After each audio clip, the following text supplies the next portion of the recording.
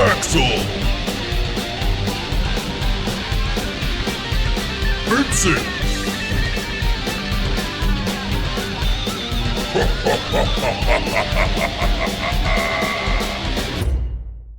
You find yourselves walking through the snowy environ of Kresk, being led by Dmitri Kreskov and Irina. She's different, almost a regality to her demeanor and walk. Watching the pair leading you through the village, it's almost as if Irina is the one in charge, and not the burgomaster. Her head is held high, but she feels welcoming and warm, not haughty and aloof. The short sword at her side seems like a dangerous weapon all of a sudden, not like the thing that she was unaccustomed to before, whether on the bridge, fighting a hag with you, or elsewhere. Her armor seems more polished. Her black hair holds a sheen in the snowy candlelight emanating from the hovels of the village, and a holy symbol of the Morning Lord can now be seen around her neck. Your trek to Kresk began in the town of Valaki, a shell of what it was when you arrived. After informing the burgomaster of your plans to move along from the town, you safely escorted the Martikovs and Dusk Elves to the Wizard of Wine's vineyard on the western end of the valley. While journeying, Casimir, leader of the Dusk Elves, made a request of you to explore the Amber Temple with him. He suggested he believed there to be information on how to defeat Strahd that was locked within the temple. Esmeralda and Van Richten turned to the north and a tower that they've been staying in, promising to meet you in Kresk at midday the following day, which is roughly 16 hours from now. While at the Wizard of Wine's vineyard, you spoke with Danica Martikov, who informed you that the Keepers of the Feather and the Dusk Elves would be working more closely together. They all wish the same thing, the defeat of Strahd. You also learned that there was a witch in the swamp, which happened to be the old town of Berez. The vineyard had lost its ability to produce wine as they've lost large gems which ensured the growth of the grapes. Without the gems, the vineyard has no ability to produce more wine. They originally had 3, but their last gem was stolen, they believe, by some scarecrows from the swamp this past week. Leaving the vineyard, you ventured northwards into the forest, seeking a shortcut to the town of Kresk. You swiftly found yourselves lost and were ambushed by animated scarecrows. Dispatching these creatures, you crossed a river and talked your way into town. However, once in town, Irina began to act strangely, claiming to hear a voice. It was here that you walked to a sacred pool at the back of the walled town to witness a magnificent scene. Irina spoke with the spirit of her beloved from another life, a man named Sergei, who revealed himself to be Strahd's brother. Former incarnations of past lives appeared in spirit to speak to Sergei and to Irina. Irina was presented with the opportunity to flee with Sergei, to leave Barovia and Strahd forever. She decided to stay and face the devil with you all at her side. The time you had spent together, the kindness you had shown her, the courage in the face of danger, all of this swayed her to stay and fight. And her former lives joined her, giving her a different look and grace. And as the burgomaster of Kresk opens the front door of his home, you find yourselves presented with the smell of a savory stew. Welcome to the town of Kresk. And so the door closes behind you, the snow and the wind sort of being pushed out of your senses. You can see what appears to be quite a large living room, a dining table on one side, a woman bustling over at a kitchen on another side, a hearth and a fire, the burgomaster calling to his wife that they had guests, Irina stepping forward through the darkness, the candlelit darkness. What would you like to do?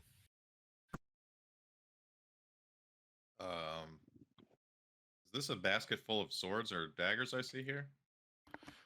Swords. That's the first thing you can take one, Riku. I gotta zoom in. No, Riku just like turns and like raise an eyebrow at the basket of swords and kind of thumbs over his shoulder at the rest of the lads. And he's like, Yeah. "What the fuck?" I'm keeping mine on me. So elephant in the room, Irina. It's maybe And what was with what happened back there? yeah. She sort of looks at you and says, "Let's talk about it afterwards. But we will discuss." As she says this, you see that there is a woman bustling about in the kitchen. She steps forward and she says, "Please, have seats at the table if you're guests of the town of Kresk." And this would be what is this lady's name? She introduces herself as Anna Kreskov. There's also a bit of a sad look to her. It looks like she actually was like just wiping away tears on her face, but she points you to the table nonetheless to have seats. And the burgomaster, who's warming his hands by the fire, says, "I'll be over momentarily. I mean, speak with my wife, assist her with some food." And he comes over and he begins to help around the table as well. Irina comes and takes this seat. Actually, she'll take this seat. Vincent, do you want me to just plop you down somewhere? Yeah, that's fine. Okay. Irina sort of looks at you all and says, "I don't fully understand what happened, though." And you see like her twitch her head slightly and then put her hand to it. She goes, I can feel a great deal of memories that are not my own about the valley. Well, you seem a lot more badass than you were this morning, so that's always a plus. She sort of smirks and says, "And I feel it." And then after all this, Riku kind of like puts his hand down on the table and like looks at her in the eyes, and he's like, "Do you feel his pull at all?" And he's like, "You know who I speak of." No, I don't feel his pull whatsoever. I do feel many negative emotions associated with him from my memories. And you can see her sort of like lost in thought for a moment. Anger, hatred, fear in many lives, but a desire to see him undone as well. She sort of looks up across the table at you all. That's Riku still the plan, right? Riku wants to insight check just to be sure. Yeah, go for it. Oh, that's not a good roll. God damn it. That's not bad. She seems sincere enough at this. You don't detect any deception from her. Riku's just sus if this is one of Strahd's tricks, and he's gonna for now just accept it and be like, okay, this is surely your will. Then yes, everything hasn't changed. No, I mean, I am quite different. It's funny. I look around this place, and I've been here before, though not in this life. This has always been the Burgomaster's mansion, though once upon a time, the folk who ran this town were the Bellevues. The Kreskovs, who the Burgomaster is clearly stock of, they were merchants, good folk. I wonder what happened to the Bellevues. You can see that there's like a look of confusion on her face as she sort of looks around. I think I was married to one in a different life. Kind of like leans back in his chair and like looks her over and he's like, interesting. Indeed. She's sort of looking around as well, and you can see the open door behind you, leading to what appears to be some sort of abandoned bedroom. There's an open door into the bedroom with the bear rug, and that one actually appears to be better kept at this time. Glancing this way, you can see cobwebs in what appears to be a child's room. It looks like there's a blanket thrown over a chair here, as if it's been populated at times recently. But the Kreskovs begin to bring food and drink. They say, last of the wine from the vineyard. We'll have to get more soon. Shipped over, but that's okay. And they have like plenty of different dishes consisting of potatoes, onion, leek, sort of winter vegetables, squashes, essentially. But they are providing you with a pretty decent meal. In fact, do you believe that one of the things that they've provided you with would be chopped up apple, cabbage, and bacon, fried and then baked? with a wine reduction on the inside. It's one of the better meals you've had during your time in Barovia. Are we being Then he leans provided? back and says, "It's good to be in Krez, right, guys?" Are we being provided any source of protein, like meat? Yeah, Bacon. there's bacon interspersed with the cabbage and the apple. Okay, so I won't pull out my ham. What I have a question about like the town in general. So like Sure. the first place we went to at the beginning of the campaign was kind of like poor and looked like shit. And then Valaki was kind of like a little better, and their burger man like had a nice mansion with like servants and everything. So they're obviously doing a little better than the first guys. What does this place look like compared to the last two we've been to? Yeah, that's a really good question. So first and foremost, and you can actually see this on the map, it has a really strong fortified stone wall. It is set into the hillside in a way that the other two are not. Both Valaki and the town of Barovia are simple towns. Barovia didn't even have a town wall. Valaki had a wooden palisade, so just sort of like wooden posts driven into the ground, tethered together with rope and mud. Um, so Krezk, however, is in a significantly more fortified position.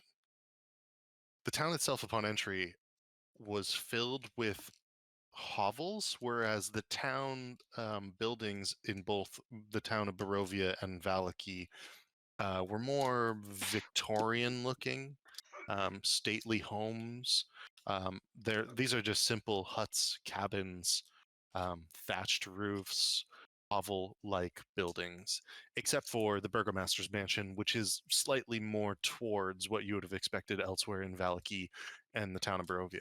Um, these are clearly more simple. You suspect that there are plenty of times where they bring their animals into their homes to keep them away from the elements because it is significantly colder here. It's about 30 degrees Fahrenheit, 25, 30 degrees Fahrenheit. And it seems like it probably snows on a regular basis and then warms up during the day and then snows again. And so they probably don't get a lot of accumulation, but it's the sort of place that would make it difficult to grow quite a lot of things during many months of the year. The town is significantly more wooded. So on your walk through the town to the pool and back, you actually passed a great deal of larger pine trees, barren coniferous or barren like maples and oak trees. Um, but the light coming from the hovels and the homes here is a bit more warm, welcoming, as in it seems many people have candles, whereas that did not appear to be the case in Valaki and Barovia. Nice. So they're pretty much self-sufficient. They don't. Sounds like. Yeah, that's a good take, especially with Axel's background and everything. Yeah. All right. It seems Don't die, like. Vincent. I'm trying not to. Seems like your town here is doing pretty well. Consider this meal. This is quite the spread, especially And like this bacon. Okay. Anna Kreskov says, "Oh, thank you. Yes, the town does okay for itself, though. You know, we have our ups and downs." And she sort of gives like a really weak smile with watery eyes. Yeah. Who holds his cup out? Don't we are? Cheers to the food and drink, everybody. Thank you. Oh, indeed. And Trying to make light they of it. they sort of like hold their they have like these sort of like pewter mugs that they hold aloft with you and all drink from. Riku Oh, Riku also says, "Say, do you guys enjoy music?" And gestures to like thumbs over his shoulder to his lute behind him. and the burgomaster and his wife sort of look at each other and they say, "We do. Is it possible for you to play a soft, a sad tune?" Riku kind of, tilts his head. And he's like, "I could do that. Just perhaps after dinner." I would appreciate it personally. And his wife sort of nods and says, that would be wonderful. Thank you. No problem. What again brings you to the village of Kresk? And the burgomaster sort of softly asks you, the lot of you, and Irene is looking at him with concern. Um, Riku kind of looks at Irina. He's like, "Well, weren't you at the lake, right? That's. I think that's pretty much all we came here for at this point." Indeed. Well, what do you know what that was? And he sort of looks at Irina, and she looks back at him. She goes, "That was simply my past coming back to me. Something I needed to remember. Burgomaster, what has happened here? Why are you and your wife so distraught?" He sort of sighs and looks down at his plate, and he goes, "My the last of our 4 children, Ilya, passed away. Uh, not 7 days past. It's been hard.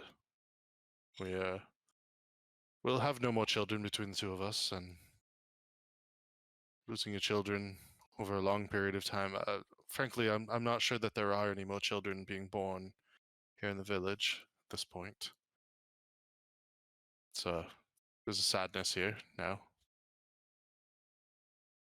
And Irina sort of apologizes for interrupting in their grief momentarily, and continues eating and drinking, giving each of you in turn a glance over the table at different times when she can. Riku glances back. Give me an insight check. Okay. Okay, so that's a good enough one on this one to get the idea from her that you're like, come on, man, be good to them. Play a song. As you're eating, there is a moment towards the back half of the dinner where you suddenly hear a commotion. Bells ringing off in the distance. And as this bell begins to ring, you can tell that it probably comes from the abbey, which sits up above the village, up on a cliff. And as you hear the bells ringing, you suddenly hear what ooh. Everyone give me survival checks. Something's happening.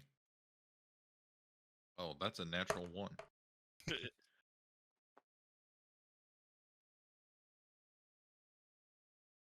Okay, so it's animalistic noises, Uriel and Axel, that you can hear through the din of the bells. Riku, you just hear what sounds like shrieking or something. Vincent, you are able to tell that the animalistic noises are comprised of a great many different animals. It's odd. You think you catch that of maybe a hyena or something, that of a pig, that of something else. You're not sure. It is strange. But Yeah, those like the older couple. How do they respond to it? they sort of stop for a moment and say, "Different time again than yesterday." Sort of shrug and continue on with their meal. What you want to explain those noises to us? What's that all about? Yeah, what's going on? That sounds pretty alarming. Oh, we don't bother ourselves with the occurrences at the monastery so much anymore. Uh, the abbot and his folk and kin are better left to themselves. Uh, I don't know. I don't know what it's about. I'm sensing an adventure afoot, boys and lady. Yeah, what say you, or Irina, to that She's noise there? She sort of looks at the lot of you with the same sort of like perturbed look on her face, and then back at the burgomaster and asks, what happened to the Bellevue family? I thought they were the folk who used to be in charge of Kresk. And at this, the burgomaster sort of laughs and goes, "They were about 50 years back when I was a boy. Good folk too, but well, I don't know. Things have changed. The Bellevues, gosh, haven't seen any of them around for a while at this point. The abbot showed up, and they began to work for him. My understanding is most of them probably still live up at the monastery." Starting to sound like we might need to check this Abbot out for ourselves. Well, the Abbot was the name we got at the very beginning from Marina's brother, I think.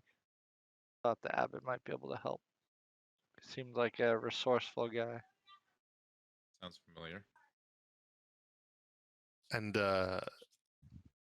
Irina says, "Yeah, Ismark did suggest we come here. Is there anything else you can tell us about the abbot, Burgomaster?"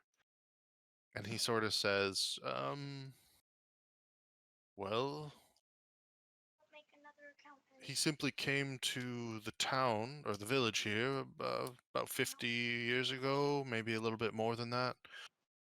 My understanding is that he's not aged a day since. Sometimes he visits the shrine over by the pool, doesn't talk much.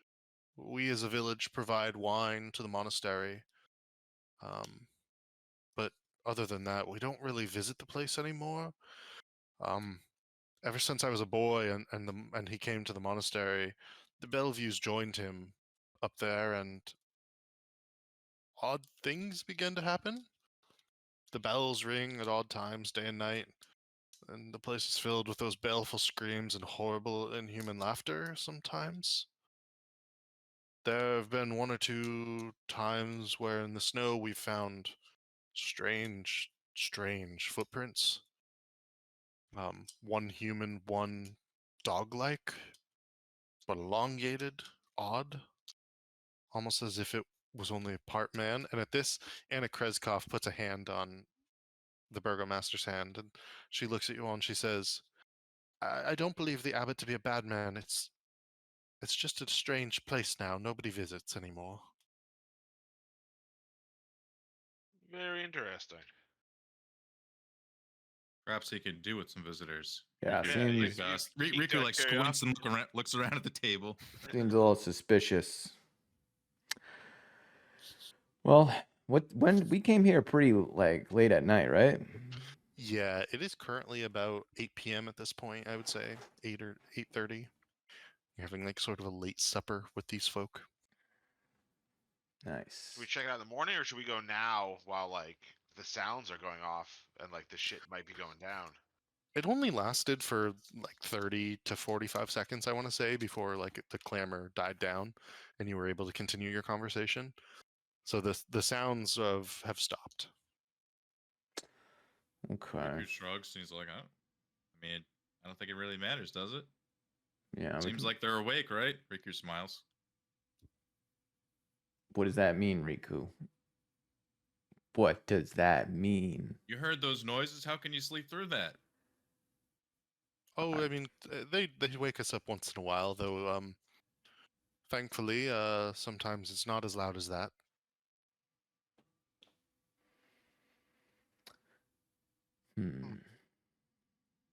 Well,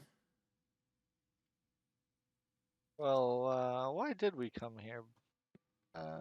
We came here to regroup. yeah, we came here because Valky, total shit show. By the way, their blacksmith was jacking up prices left and right. Yeah, what's up with that guy? What is what kind of blacksmith you got around here? You got And a how do you guys greedy. feel about the Vistani? Watcher family? They sort of look first at Axel and say, we sadly don't actually have a blacksmith at this time.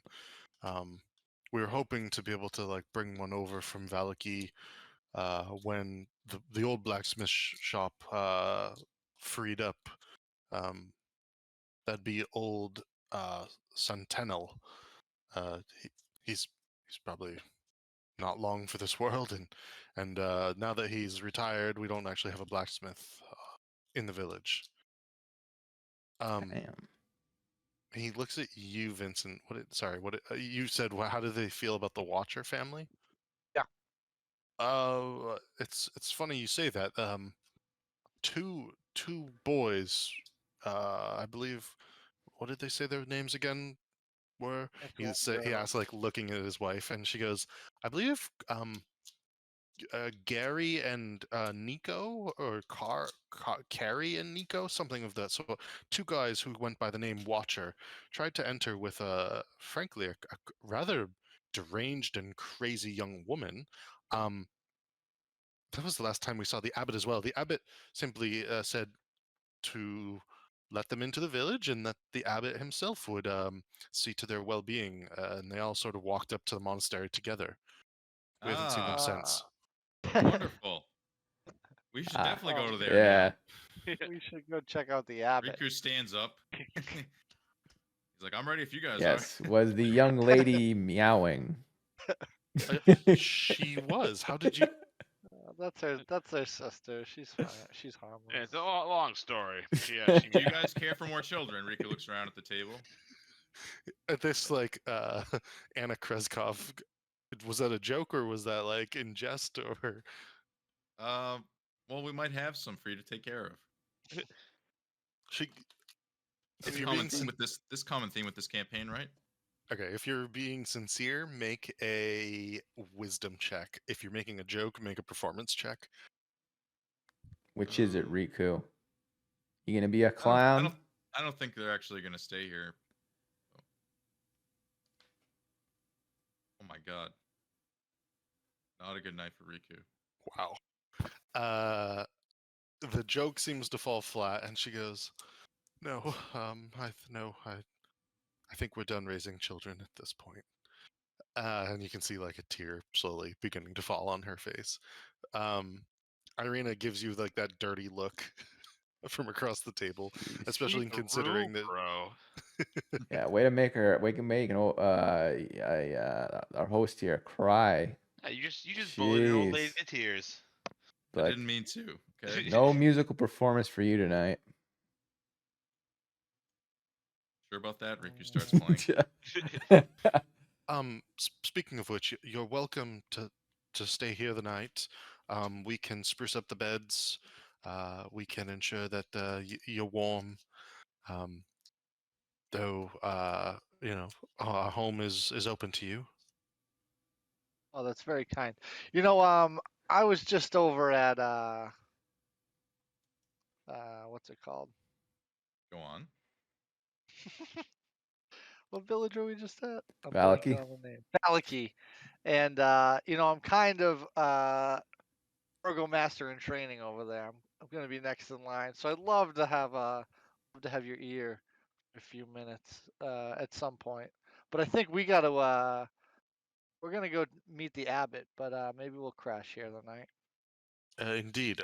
You wish to speak with the abbot tonight? Yes. Oh, okay. Have it as you will. When you return, just announce yourselves at the door. Knock 5 times in quick succession, and I'll know it's you. My wife and I will be here.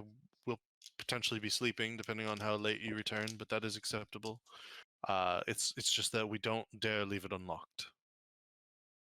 Understood. But you're in charge, right? It's very hospitable.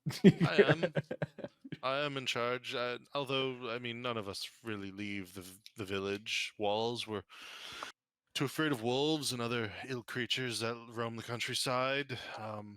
And, well, things sometimes randomly go missing if they're left outside in the village. Okay. Well, what about that cow you got outside? You should probably bring him in.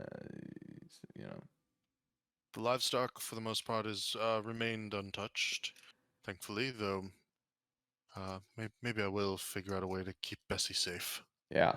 Yeah, I'll have to talk to this Bessie and see if you're treating her right. He sort of looks at you and actually gives like a laugh and goes, I've never heard of talking to cows. That's you're funny. He sort of Yes. points at you across the Yeah. table. Riku laughs and like points at X. He's like, good one. All right. And then like kind of salutes. And he's like, have a good night. Well, we heard you. 3 knocks. We'll be back. Just walks away. Irina stands up to join you all, and she goes, "Thank you so much for your hospitality." And you can see that she's like rushing out to grab your arm, Riku, and be like, "What was that for? What? Those people are grieving. You basically spat in their faces after they gave us a free meal and a place to stay." Riku's like, no, I'm serious. We're gonna leave the Watcher kids here. He's like, it was a joke to them, but I'm being for real. Oh, all right, fine. And she like begins to Damn. come with you. This Axel, is, do you want to talk to that cow? No, I was bluffing. Oh, okay. Side quest, talk to cow. Yeah. Nah, yeah. Look at Irina's.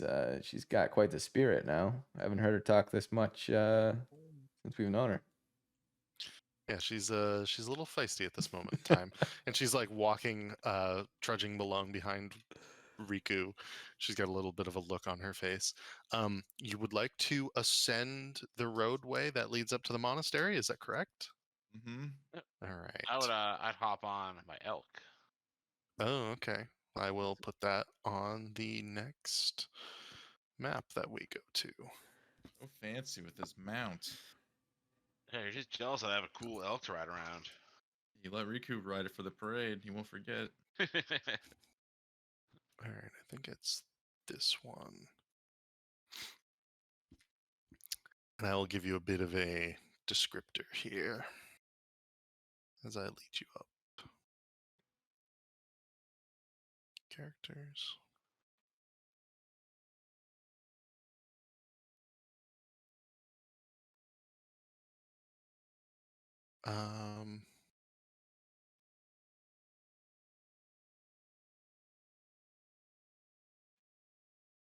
And I will drag you back over. This place is huge.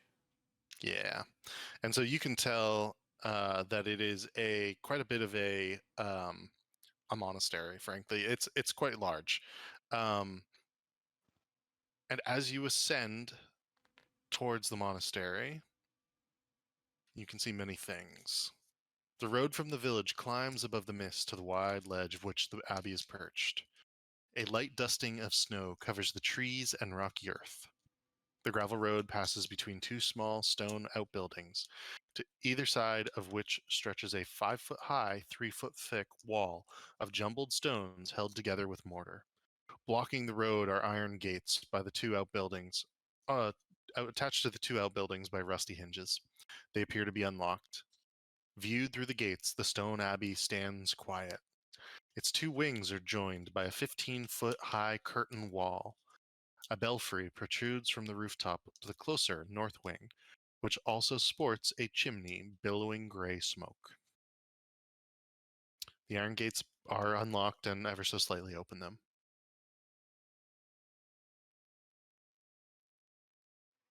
We just should we just go in? Do we knock or something? I don't Looks- go approach the gates and like gingerly step inside. Looks As you- welcoming enough. As you push them open, they squeak very loudly. Hello? I'd call out. Uh, If we're gonna make noise, we might as well make friendly noise. as you say hello, you suddenly hear a snort and a sort of noise. And now let me give 2 individuals that you begin to see underneath what appears to be piles of musty animal furs inside the buildings. Let me see. Fills. Yeah, so they are going to be inside these buildings, and they're going to look very strange. Strange people from the place we heard the animal noises? What? Oh yeah. That doesn't add up. So here's one of them. Sorry, I thought I had a thing for this other one. This could be a Island of Dr. Moreau situation. All right, we're about to fight 4 people. Were boars. One of each. Bear pigs. Man, bear, pig. Owl Combination bear. of all of them. That'll be the boss. Yeah. Who are? Oh, that's you. Irina's clothes got smaller too. Huh? Interesting. tighter. Interesting thing to notice, Yeah. Vincent. One I just observation. I just zoomed in because the Oh, I'm map sure you was did. I don't It's body So, like a your turtle. up. What is this? so zoomed. Well, I just noticed. Yeah. Sure you did zoom in. She's looking mighty fine, mighty fine. Let's see. So you see 2 individuals, and they appear very odd, to say the least. Sorry. Sleeping under what appears to be piles of musty animal furs, these 2 individuals pop up as they hear the squeaking of the gate and you calling out, "Hey, who goes there?" The first appears to be under 5 feet, probably 4'6", 4'10", somewhere in that range, and squats instead of standing upright. He looks like a beardless dwarf with patches of donkey flesh covering his face and body. 1 human ear and 1 wolf's ear, a protruding wolf's snout and fangs. His arms and hands are human, but his legs and feet are leonine, and he has a donkey's tail. He can barely speak common, and when he laughs, sounds like he has the bray of a donkey. He has a plain woolen coat and he goes, "Zigfrick! Wake up, Zigfrick! Visitors!" The other individual, the Zigfrick, this one was calling out to, stands slightly shorter than the first. 4'6", if you had to guess. The left side of her face and body covered with lizard scales, the right with tufts of gray wolf fur. Between these tufts is pale human skin. One of her eyes is that of a feline, and her fingers and hands resemble cat's paws, with opposable thumbs. She has a gruff voice as she says, Otto, Otto, hush. Who are you? What are you doing here? Riku holds up both his hands. He's like, "Whoa, whoa, what's going on here? We're here seeking friends." He kind of like, gestures slowly, calmly. "Are you friends?" He like tilts his head at them. Make a persuasion check. He's trying to speak to them plainly. Yeah. 16. Pretty good. Yes. They seem. Oh, you're friends. Oh, friends. Okay. Yeah. This allowed. You here to see the abbot? That's right. Oh. Okay. You know which way he is? Yeah. He. And she like points, basically, to this building. She goes, "He probably in there somewhere. Feeding was a little while ago, so he probably in there." Ah, that's what I thought that noise was. You guys do good. Riku gives thumbs up. And they're like, yeah, we're pretty good, yeah. Okay, maybe we'll grab some scraps for you on the way out, huh? Oh, that'd be nice. That'd be nice. How are you looking at Zigfrick in particular? I'm just looking at them like they're normal. At first, I looked alarmed, but now once I realized what was up, I started acting like they're cool. Okay, make a. I'm gonna say make a deception check, just to. Okay. Just want to see one thing.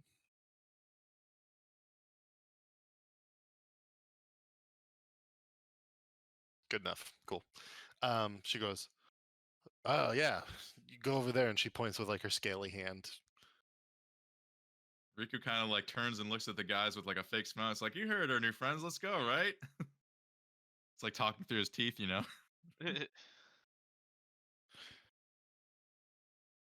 Irina is gonna follow you guys, and wherever you would like to lead him, Riku. All right, Alright. Rico, lead the way.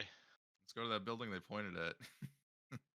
Or maybe we act like we're going there and kind of sneak around the back, all sneaky like, huh?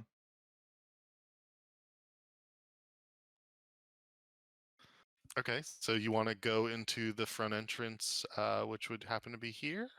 So so that's where the door would be. Yeah. Okay. And this, at a quick glance, there's no like break in the building. This just is completely one piece going around. Yeah, that's exactly right. I Hmm. will give you a description of the graveyard over here if you'd like. That's got stunted pine trees growing out of the rocky earth near the foundation of the north wing. The windows of the structure are cracked panes of leaded glass from the outside. Ancient gravestones burst from a thin crust of snow in the yard. Beyond the low wall that surrounds the graveyard, the ground falls away. And you can see the village lying 400 feet below, the view happening to be breathtaking in this direction. Okay. Um, the let me see. Stands at the entrance to the Arby Gardens. As you begin to come around this side, you can see that there's an open courtyard door here into the inner courtyard. There's another gatehouse up to the other side with what appears to be some sort of garden beyond it, most likely. But that the abbey entrance itself is probably the only entrance so far as you can tell. All right. Riku like points to the door and says, "All right, guys, you heard him. Let's go." And kind of like points toward the door, and then kind of sneaks around back and comes to Vincent, and then like puts his hand on his shoulder and says, "Why don't you check around back?" And cast invisibility on him. All right. Then when you go invisible, do you like? If I look at my hand, am I invisible to myself? Yeah, you are. Your hand is So invisible to you. I'd be surprised. I'd be like, whoa. Yep. And you just see Riku wink, Alright. and then just start walking towards the front of the house. And so, well, you can't see it, but Vincent would be like tiptoeing away, like kind of Okay. not realizing that he's really invisible at first. Give me a So stealth trying check to at advantage. And we're just going to begin to use that for you for a little bit, Vincent. uh, stealth with advantage. 21. Nice. Very good. Yeah, so you guys and you don't really see Vincent's doing a good job of ensuring not to leave like too many snowy footprints behind or anything. He begins to head off around the back. The rest of you, if you would like to approach the wall or the entrance into the walled-in courtyard, you may do so. Let's approach away. All right. And as you do so, a 15-foot high curtain wall joins the abbey's two wings. Behind its battlements, two guards stand at attention, their features obscured by fog. Below them, set into the wall, is a pair of 10-foot tall wooden doors, reinforced with bands of steel. To the right of these doors, mounted on the wall, is a tarnished copper plaque. The guards on the walls are propped up scarecrows that appear corroded, that wear corroded chain shirts and clutch rusted spears. And you can see them sticking out off of the wall as I remove this. What is that? Where's that? There we go. And so you can see the scarecrows sort of like here and here. The courtyard, and those are the quote unquote guards. The doors are open. You may enter if you wish. Yeah, I guess I would lead the way into the courtyard. Irina joining us. Yes, she's Okay. with you the entire time. Okay. There is what appears to be a several things happening here. But we're gonna go with Vincent for a moment while he tiptoes up north. Where are you going, Vincent? I guess I'm just snooping around. Okay. How far would you like to go? How big can is it? Can I just do like a lap around? Yeah. So we'll say that you get to here, which happens to have another gatehouse that appears entirely empty, unlike the first two that you pass by. And as you enter the garden, nestled between rising and plunging cliffs are 4 spectacular garden plots, enclosed by a 5-foot-high wall of mortared stone. White rabbits nibble on turnips, uprooted by the cold. 2 lifeless scarecrows with stuffed gullets and sackcloth heads hang from wooden crosses pounded into the cold, hard earth.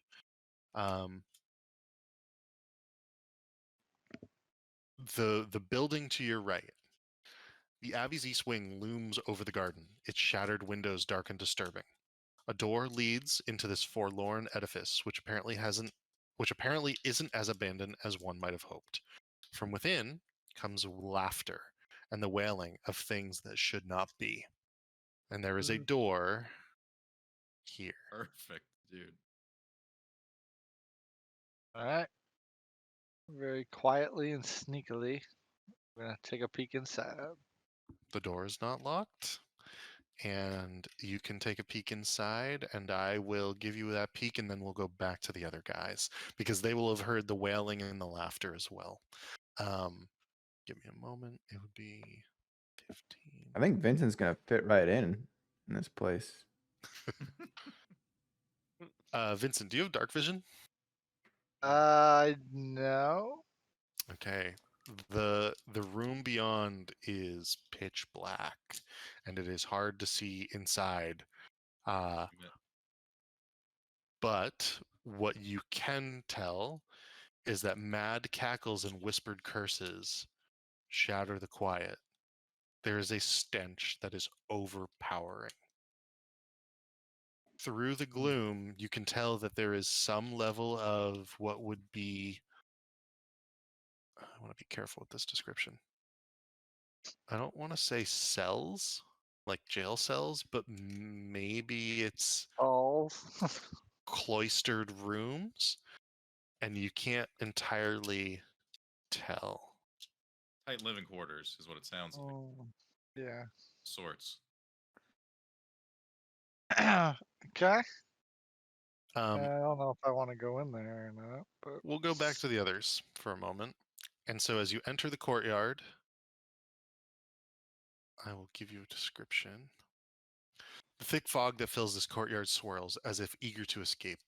The courtyard is surrounded by 15-foot curtain walls on which stand several guards with their backs to you, or so it seemed at first.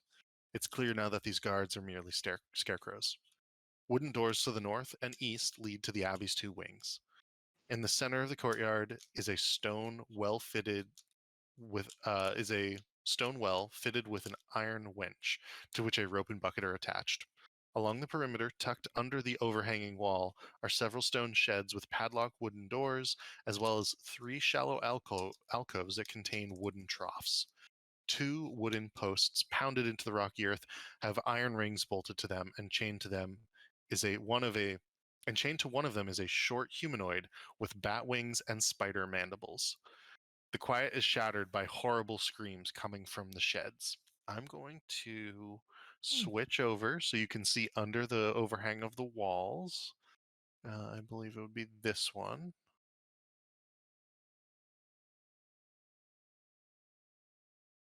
Yeah. And I'm just going to place everybody back down as to where they were.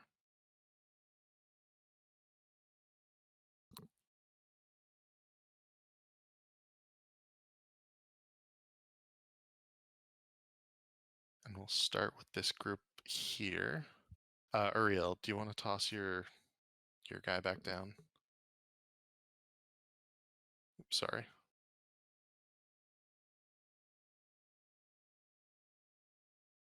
Cool. The individual chained to the wall. Where is that again? I'm putting her down.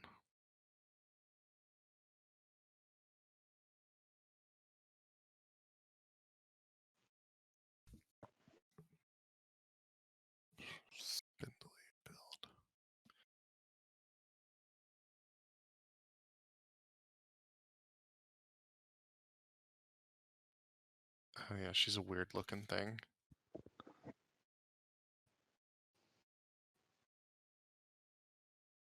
I'm just gonna put this one down. So this individual is chained to the wall, 2 wooden posts pounded to the rocky stone Yikes. over here. So she's chained to that post there. You can hear screams from the shed.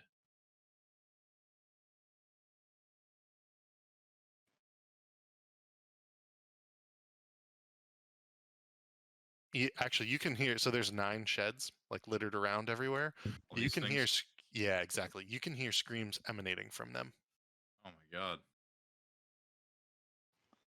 Riku kind of like looks at all the sheds and looks at the boys and then looks at this thing and he's like, "What is going on here, guys?"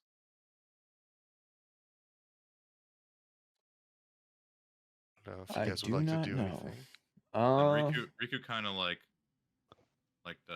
puts his arm on Irina's shoulder and then like gestures towards this thing. He's like, "Do you know what this creature's like? Who would do such a thing to create this?" She's completely at a loss as to who these creatures are and why they exist and who would do this. This You mean, like, Never- ask it a question? Like, hey, Yeah, my that's man, you, that's part of the joke is he's asking about it right in front of it in case it speaks common. That's gonna be the funny part. Let me just double check something. Yeah, it does understand common, and it goes, "I Mishka, Mishka me. I like to kill, like to kill, like to kill." And there's a sort of madness that's like washing over all of you as you look at this creature and it's saying this to you. You can feel the loss of grip on reality here. Watcher, you hear Riku say, Who's Watcher? Who's Watcher? No, no. Can I kill? Can I kill? who did this to you? The Who's in charge around master. here? The master. And where do we find this master? Riku points to the other building. He's like, "It's over there. We already were told that." And this creature actually points towards that direction and gives like a cackling laugh, and the creature goes, "Can't kill the master." He points here. What are we gonna do about these things, boys? Riku Do pulls we out his just, like, rapier and do then we like leave them? Do we put them out of their misery? and then looks to Irina and see what her reaction is when he pulls out his rapier. She goes, "I would stay your hand for now. It's provided us with some information. Although, if we have to fight them, I'll join you." Yeah, let's go see if we can track down this master. Maybe he can, like, set everything right and turn it back to normal. Riku goes up to the creature and says, "If you see a turtle man, point him in our direction." Turtle man, turtle man, turtle man like me. That's right. Yup. Speaking of Turtle Man, well, I'm going to place Vincent down up here. You have ever so slightly glanced into the following area, and I'll give you a little bit that you can see here, Vincent, but it's not going to be much. You can see that it's a stone hallway, and you can hear the cackling and wailing from beyond.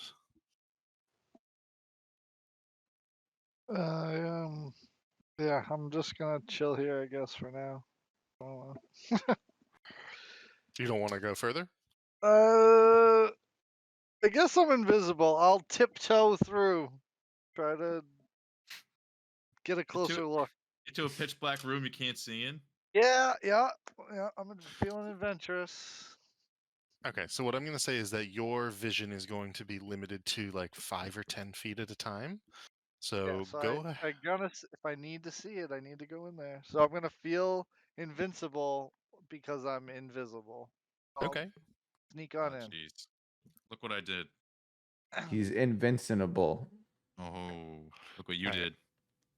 So I'll give you this much space, and you can move down to like here at first.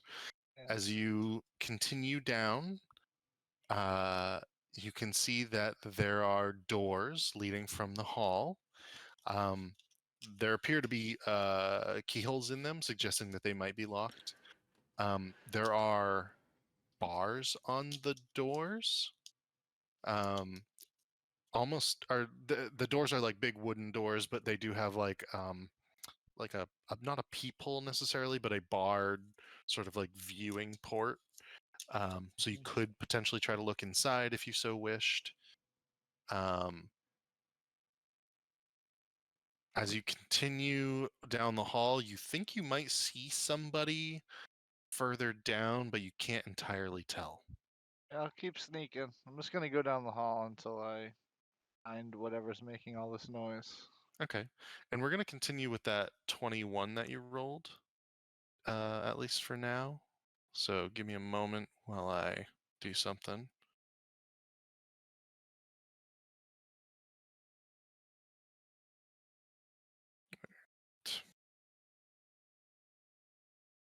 Let's give you a bit more room to work with here. Is there anything else that you would like to do as you continue sneaking down this hallway? I'm just looking for the source of the cackling, It's from The- the rooms themselves. so that I can tell that they're all right. I will say this. The first room that you passed, you can hear shrieking folk in one of them. In another room that you passed, you hear several of them arguing and quarreling and maybe even fighting. In one of the rooms that is upcoming, you can hear several voices chanting. But into the room to the and that would be like somewhere from here. It sounds like there's chanting, fighting, silence, and then this one had shrieks of terror.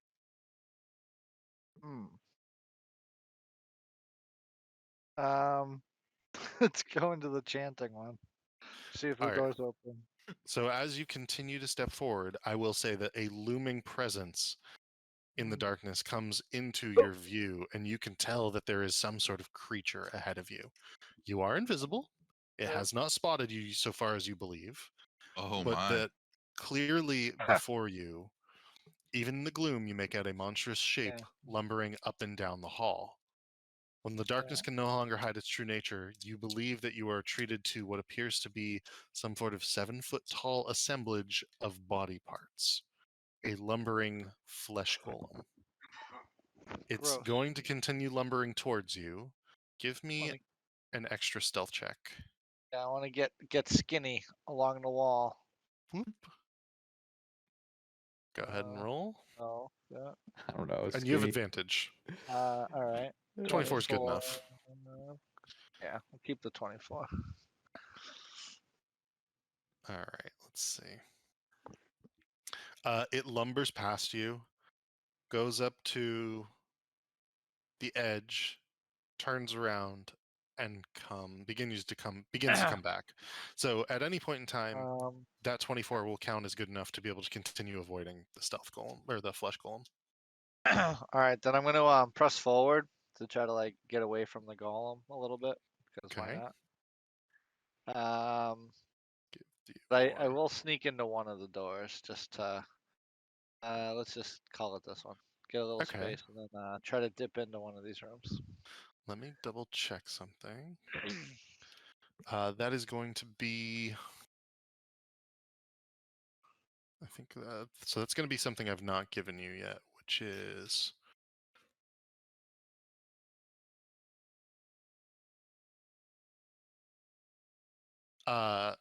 singing and dancing.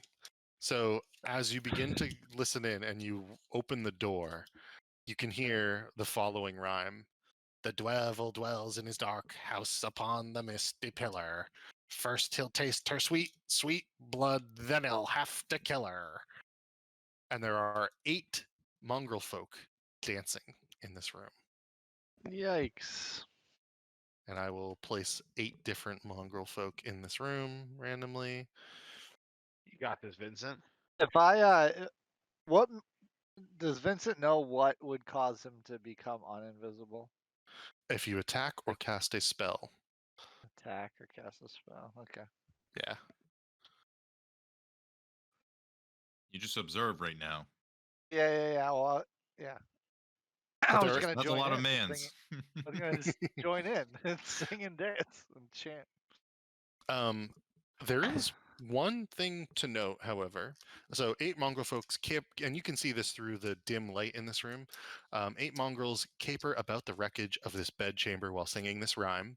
One of them is holding something, and as they pass by the window, you can see that they hold a glittering gold statue as it leads this mad parade. Ooh, shiny. Yeah, I gotta get that thing right. No, but if that's what your character would do, And they just continue singing this over and over and over. The devil dwells in his dark house upon the misty pillar. First he'll taste her sweet, sweet blood, and then he'll have to kill her.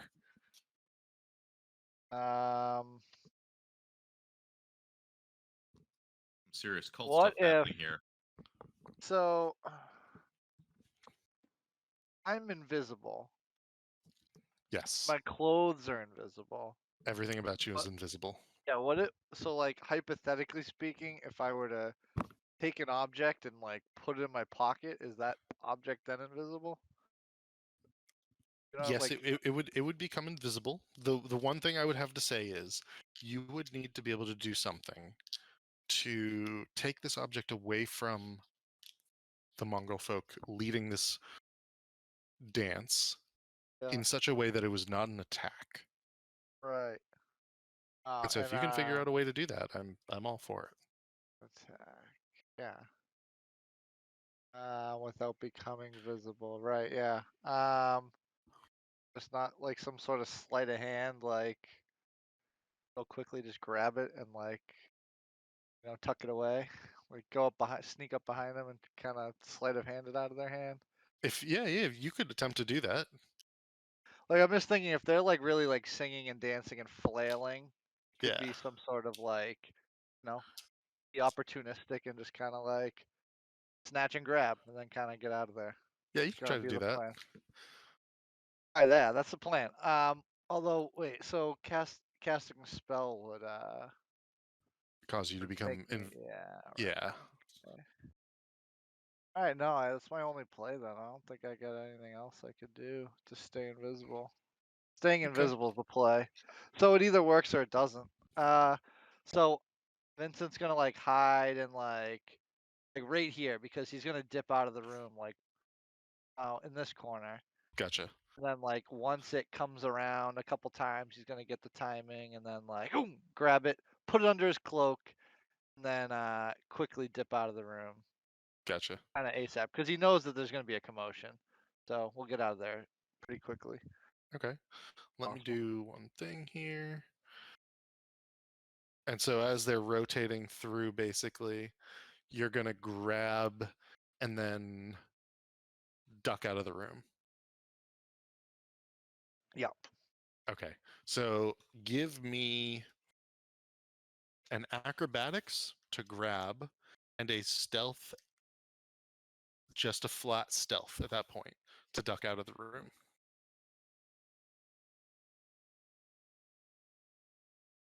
Acrobatics 16.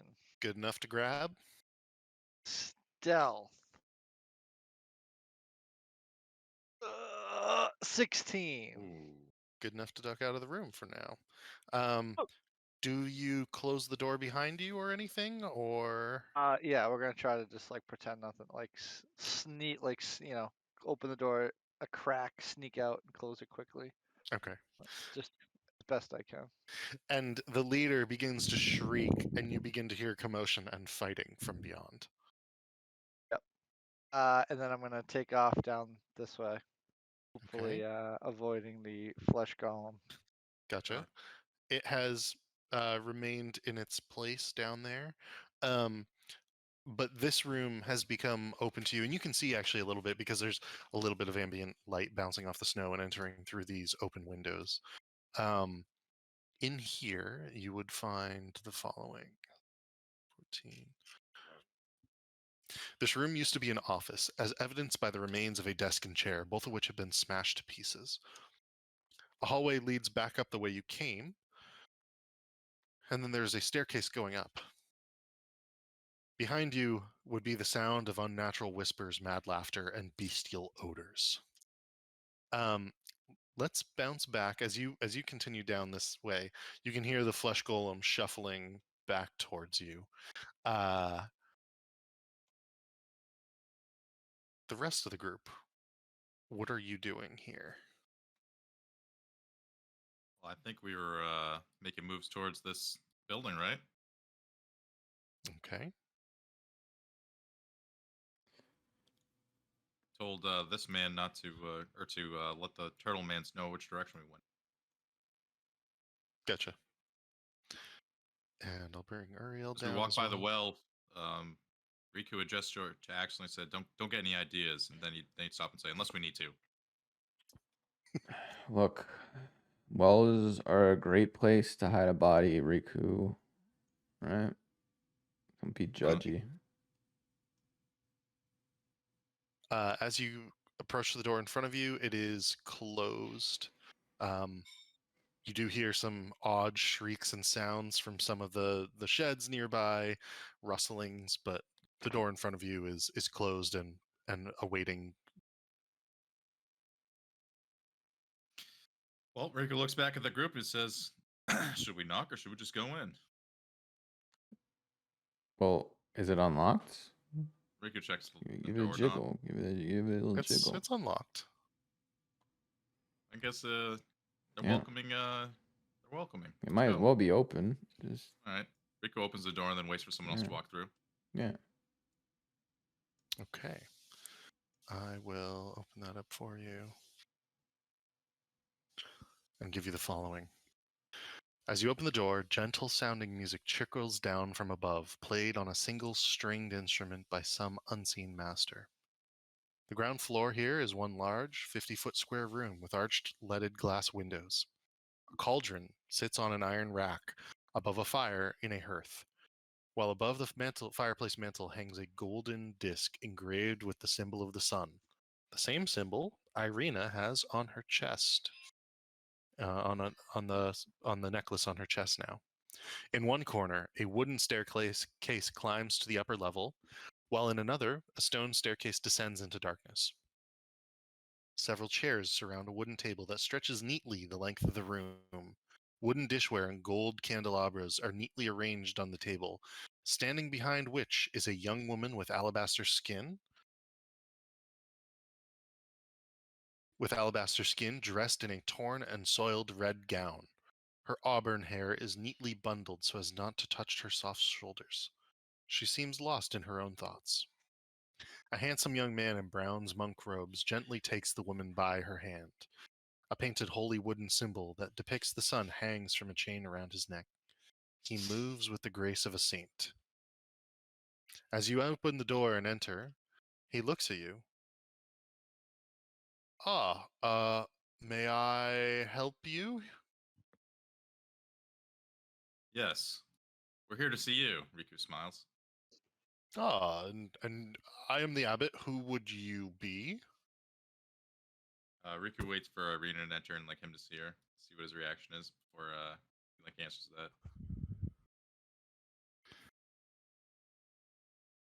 that. Irina doesn't really have a reaction in this moment.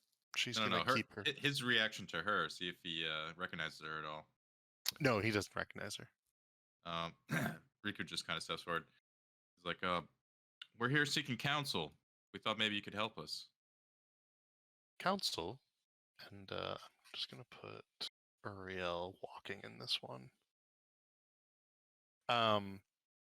Yes, I can provide counsel in things spiritual, in things that you would need. Tell me, children, how can I help you? Sorry, we seek spiritual counsel. Riku like looks back at the group and kind of like gives them a look. Sits down at the table. We're looking to hear more about what you have going on here. He like points to his necklace and more about that. Ah, you wish to know more of the Morning Lord, the grace of glory that touches all the land? That's right. Ah, indeed. Although, and he sort of points at Irina and he goes, seems that there's one among you who already knows his power. And Irina sort of steps forward and she goes, I know the grace of the sun. Ah, indeed, indeed. Then you know that we share the same, to rid this land of its sickness. Give the devil his hot, uh, you know, bring the sun to the darkness. Okay. Like the sounds of that, right, guys? Yeah, well, I guess we can hang out and hear a little bit more. Why don't you tell us some more about these these people, I suppose, that we found in your compound. Look, the people here with me are good creatures. I love them. I love the creatures I create, including my beautiful golems and mongrel folk. Um, Back in the day when the Belfews joined me here, a family of sick inbred lepers, uh, I simply had to cure them of their diseases. And that, they become eternally grateful and they live here with me now. Question for you. What do you know about the Watchers? The Watcher boys and their sister. Um, they have also been cured of some of their illnesses and given how would I put it? Better traits. Oh, are they one of the Illness. people out there? Riku thumbs over shoulder and towards the courtyard. Well, they're not in the courtyard. I believe that they're in one of the cloistered rooms beyond. Yes. Pretty sure the only illness they had was dumbassery. Yes. Do you say that, Axel? Yeah, Axel's a blunt guy. He would say that. Yeah. Riku was also like curious. He's like, yes, I'm curious what other type of illnesses you thought they had. And the abbot looks at you, Axel, and goes, "Oh no, they were corrupted in their hearts. Come now, good man. You could have seen this. They wanted nothing but to flee this land. This land needs our help. We must rid Barovia of the sickness by giving the devil what his hearts desire, a bride." And he sort of points next to the woman next to him. Is that Hmm. I thought she was with you. Oh, I mean, Vasilia here? Vasilia? No, no, no. She's not with me, but she'll be with the Count one day. Ah, are you two in league? You and the Count. No, no. He is the evil on this land. He is the Alright. sickness itself. But you're trying to make him a bride? Look, one day, a man named Vasily von Holtz visited me here after I came here quite a while back. It was very clear to me this man was evil, but he seemed to stress that he only wanted to help this land. That was Strahd. Indeed, I suspected as much. When I came here, he did, however, furnish me with information to help the Belleviews. And so I am going to repay him in kind and give him the bride that he so seeks.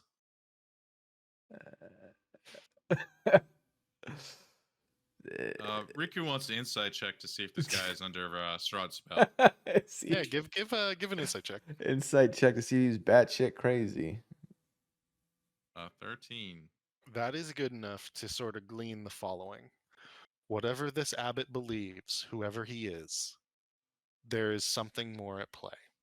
His creation of the Belleviews, or his creation of the mongrel folk out of the Belleviews, his warped sense of whatever he owes to Strahd in the form of a bride that he has created out of a golem. You're not sure who or what this woman is. Whatever has happening here is not okay. Riku kind of gives a look to the boys, and then you see him kind of just make a smirk and say, "Is that right?" And he wants to cast Shatter on him and his lady friend. Oh, okay. Before this happens, we're gonna stop here for a moment, and we're gonna go back to Vincent. Vincent, what are you doing? Are you exiting into the courtyard where you can see one of the mongrel folk tethered to a chain out here through the open door, or are you going upstairs? Yeah, tough decision. I feel like I have to take advantage of this invisibility and go upstairs. Okay. Then I'm going to pop over. We're going to go upstairs for a moment or two. We're going to see what you're doing up there, and then we'll go back to the group and we'll begin to initiate combat. As you ascend the stairs, let's see. Just cut this open for you.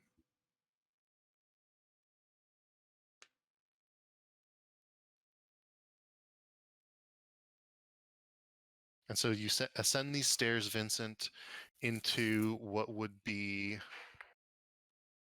areas of the Abbey. Let me find that map.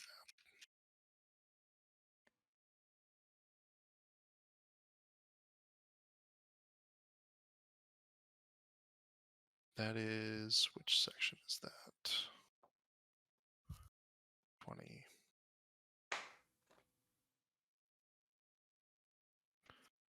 A wooden counter shaped like an L stands at the front of this spacious office. All the other furniture has rotted away, leaving heaps of moldy wood and faded cloth. There is a door on the opposite side of the room from the stairs up there, if you would like to continue onwards. Yep. Okay. Check one thing. So you open this door, and it leads to what is very clearly some sort of ancient hospital. There are 1, 2, 3 doors on the other sides here, and here. The spacious chamber contains bed frames of wrought iron arranged in 2 neat rows. Cobwebs and bits of rotten mattress cling to each frame. 3 doors are spaced along the other wall there, each with a plaque mounted on it. From west to east, you can see the plaques reading Operating Room, Nursery, and Morgue. Does it look like abandoned, or does there look like there would be anything to scavenge, or is it all just like old, decrepit, It, gross? it looks pretty awful inside here. You give a perception check. Yeah, so I'll do one, but I guess Vinny just wants to know if there's anything he thinks he could like investigate and find that would be worthwhile, and or if there's any people or beings up here, Okay. or if it's just kind of like whatever, Let's see that just perception like check. 20. That is good enough to get the following. You highly doubt that there's anything of value anywhere, under the beds, on the beds, in any of the rubbish here. Obviously, there could be something in the rooms beyond, but you have no idea. But as you're glancing about, you do see the movement of a shadow. The shadow itself seems to shift from under one bed frame to another, from about here to here, closer towards you. Something in there. Yeah. All right, then Vincent's gonna like I guess continue to walk over to the first door. Is it where's The the first first door door? would be right here. Yeah, that one. Or I guess maybe yeah,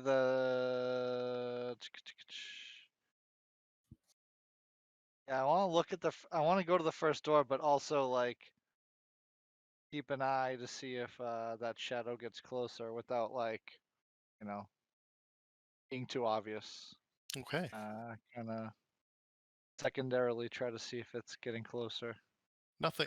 No other movement yet at this time. That we're going to work with that 20 for now. Yeah. As you open this door, this would be an opening to, I believe, which one is this? The operating room. A bloodstained table stands in the middle of the otherwise empty room.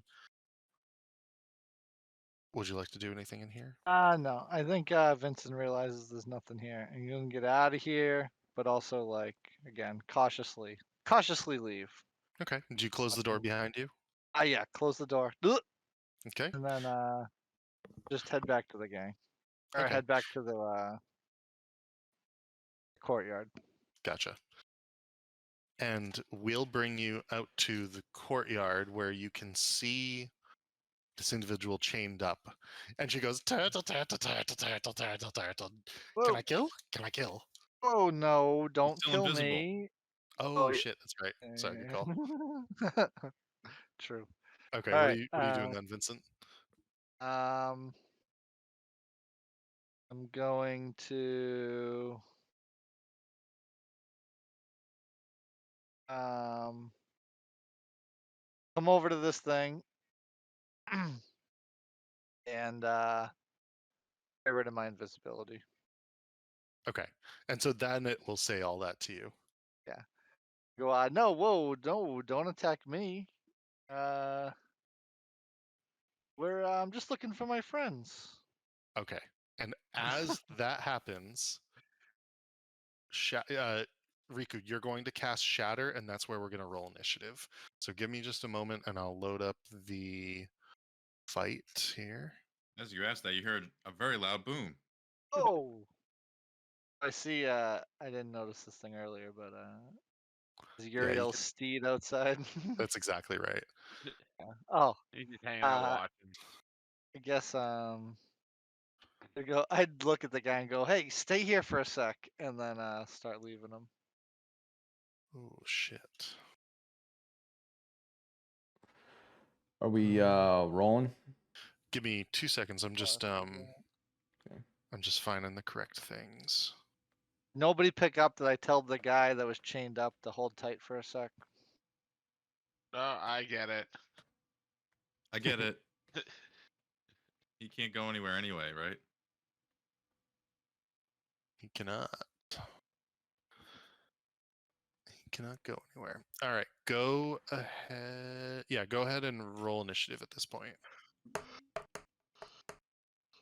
Okay. Oh, there it is. I got a critical on initiative. Oh, nice. That works. What a waste of a 20. I mean, if you get a surprise round and then you get to go again, that's pretty cool. True. Did Uriel already roll? Did I miss that? 14. Yeah, it was 14, 10, 18, 24. Cool. And then Irina will roll a. Do I have her still up?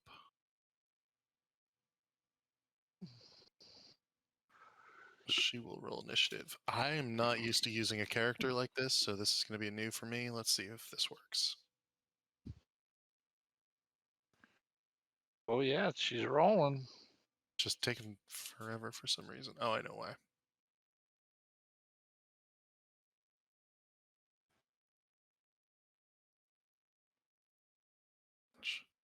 All right, give it a moment. So I just have to reload it. So she should be good now.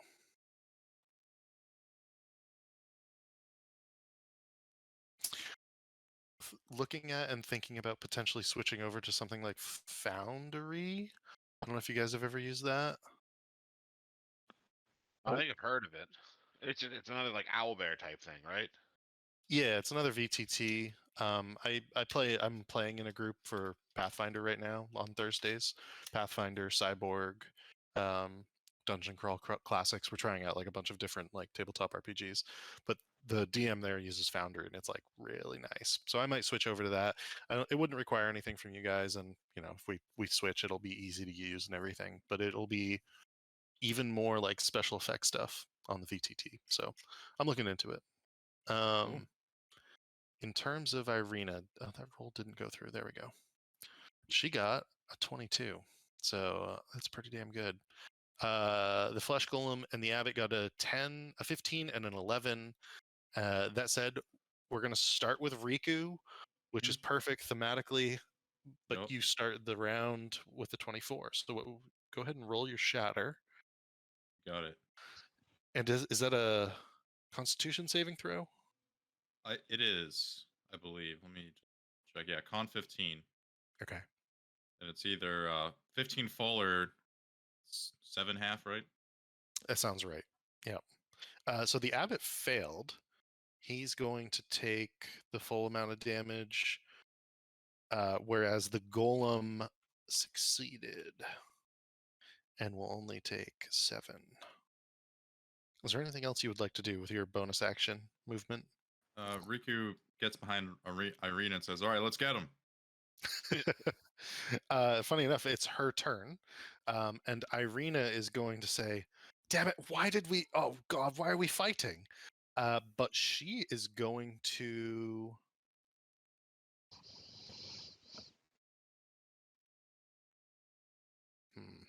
Did Riku like just not like the way these guys looked at him?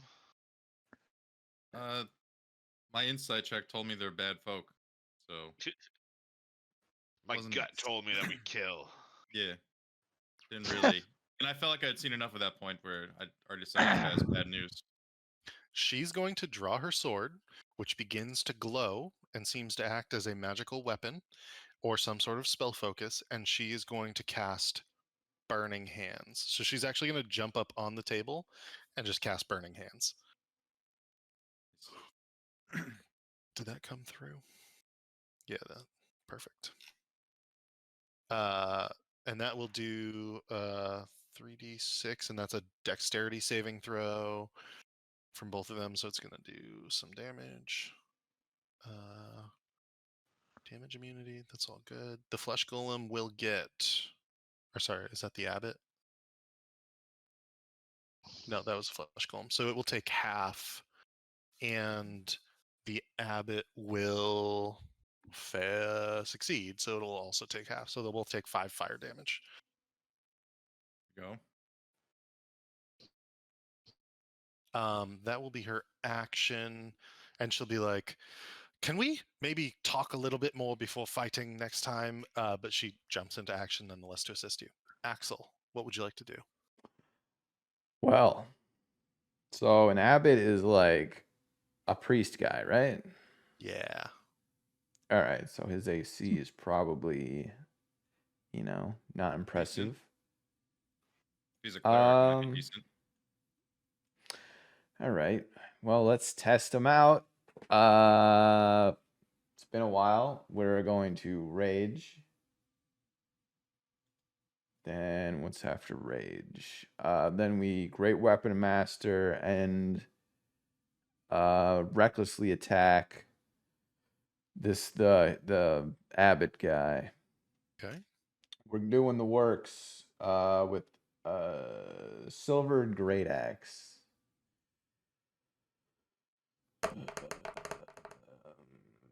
15. That is a hit.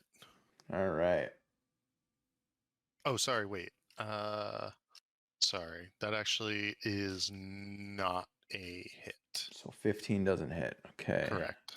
Then we will do a for our extra attack. We'll just do a regular, no great weapon master. But we're still we're still reckless. Okay.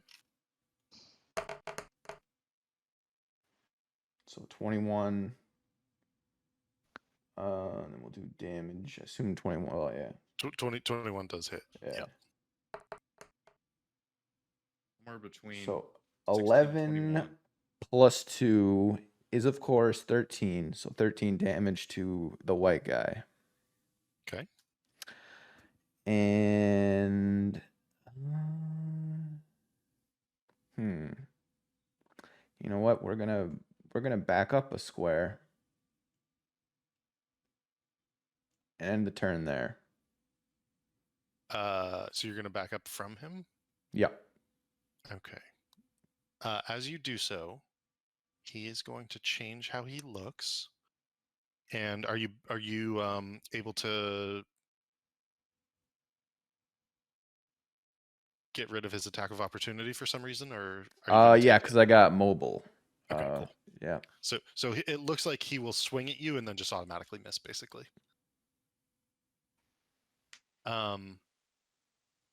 But as you fall away from him, he suddenly changes his appearance and clearly turns into what is some sort of angelic figure. The human-like appearance disappears. The wings fold out from under his sides, and he appears shirtless and celestial in his entire being. That said, there are dark circles under his eyes and a fadedness to the shine that does not appear to be correct. And you Corruption. hear his voice saying, "How dare you come to my home and attempt to hurt me and the bride that will cure this land of the disease?" It is the flesh golem's turn, and she will sort of cock her head to a side and say, but it was going to be such a nice wedding. And she'll throw herself over the table at Uriel. And she will, let's see. This is fine. Yeah. She will take 2 slamming attacks against you. The first of which is going to be a miss. The second of which is a 20 to hit. Ooh, that hits. For a total of 7 points of damage because I rolled like shit. But she will move across the table and begin to just strike at you aggressively. That will be her turn. And it was your turn, Uriel. So I guess turn to Riku and be like, all right, I guess we're doing this. We're taking these guys down. Yup. Game on. Yeah, this is a perversion of life that you're doing, good sir. We will end this here. And I will take a swing at this flesh golem in front of me. With a 23 to hit. That's a hit. What a pervert. So 10 piercing damage plus 3 fire damage. And I am going to smite her. Oh, shit. Okay.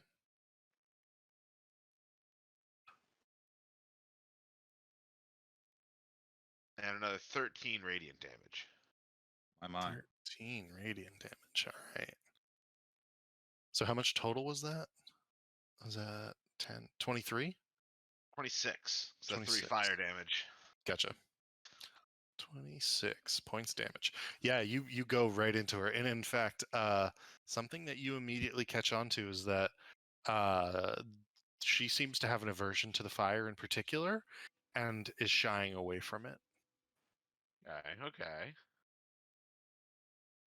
I think this bitch is weak to fire. I'd yell out before taking another swing at her.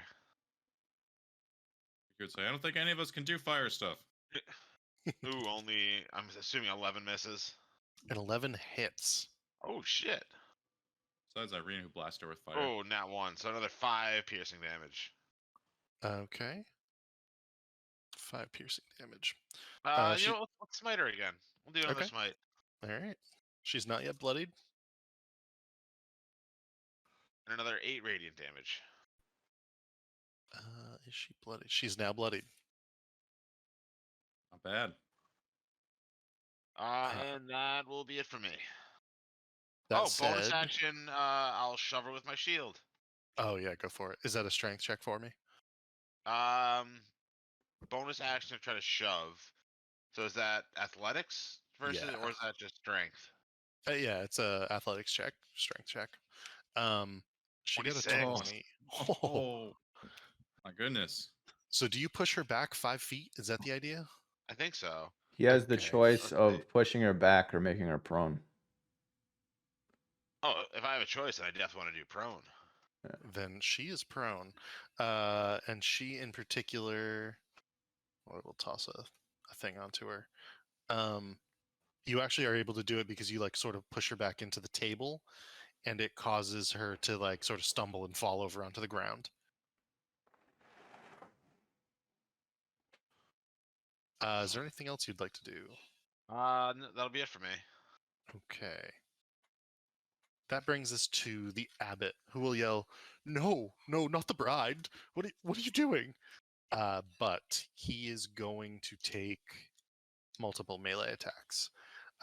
He will move here and take 2 on Irina.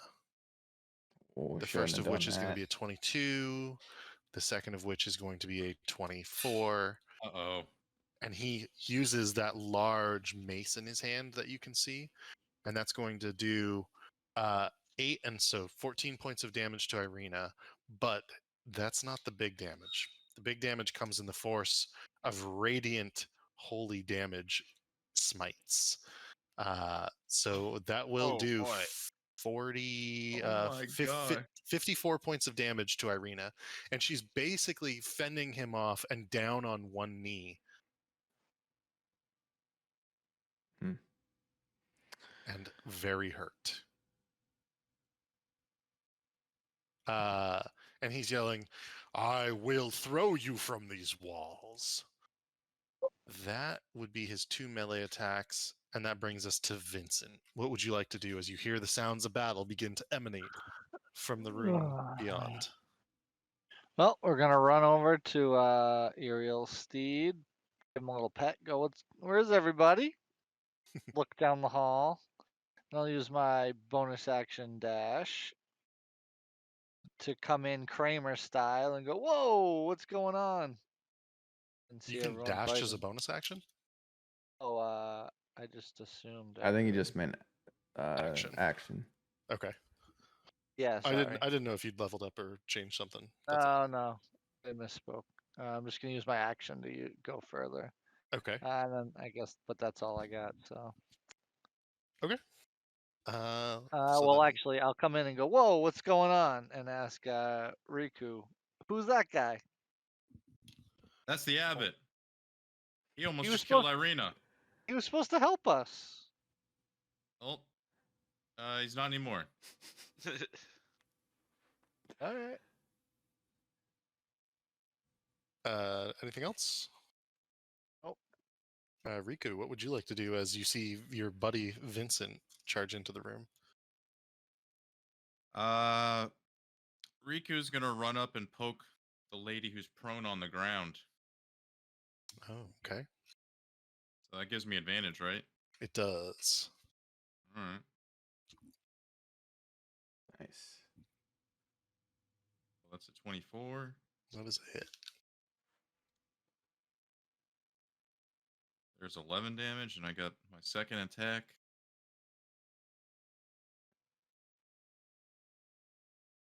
$23, I assume. A hit. Mm-hmm. 20 damage there. All right. And, I'm gonna use one of my bardic inspirations to do one of my moves here. So it's another D8, and then I add that to my AC, and it does extra damage.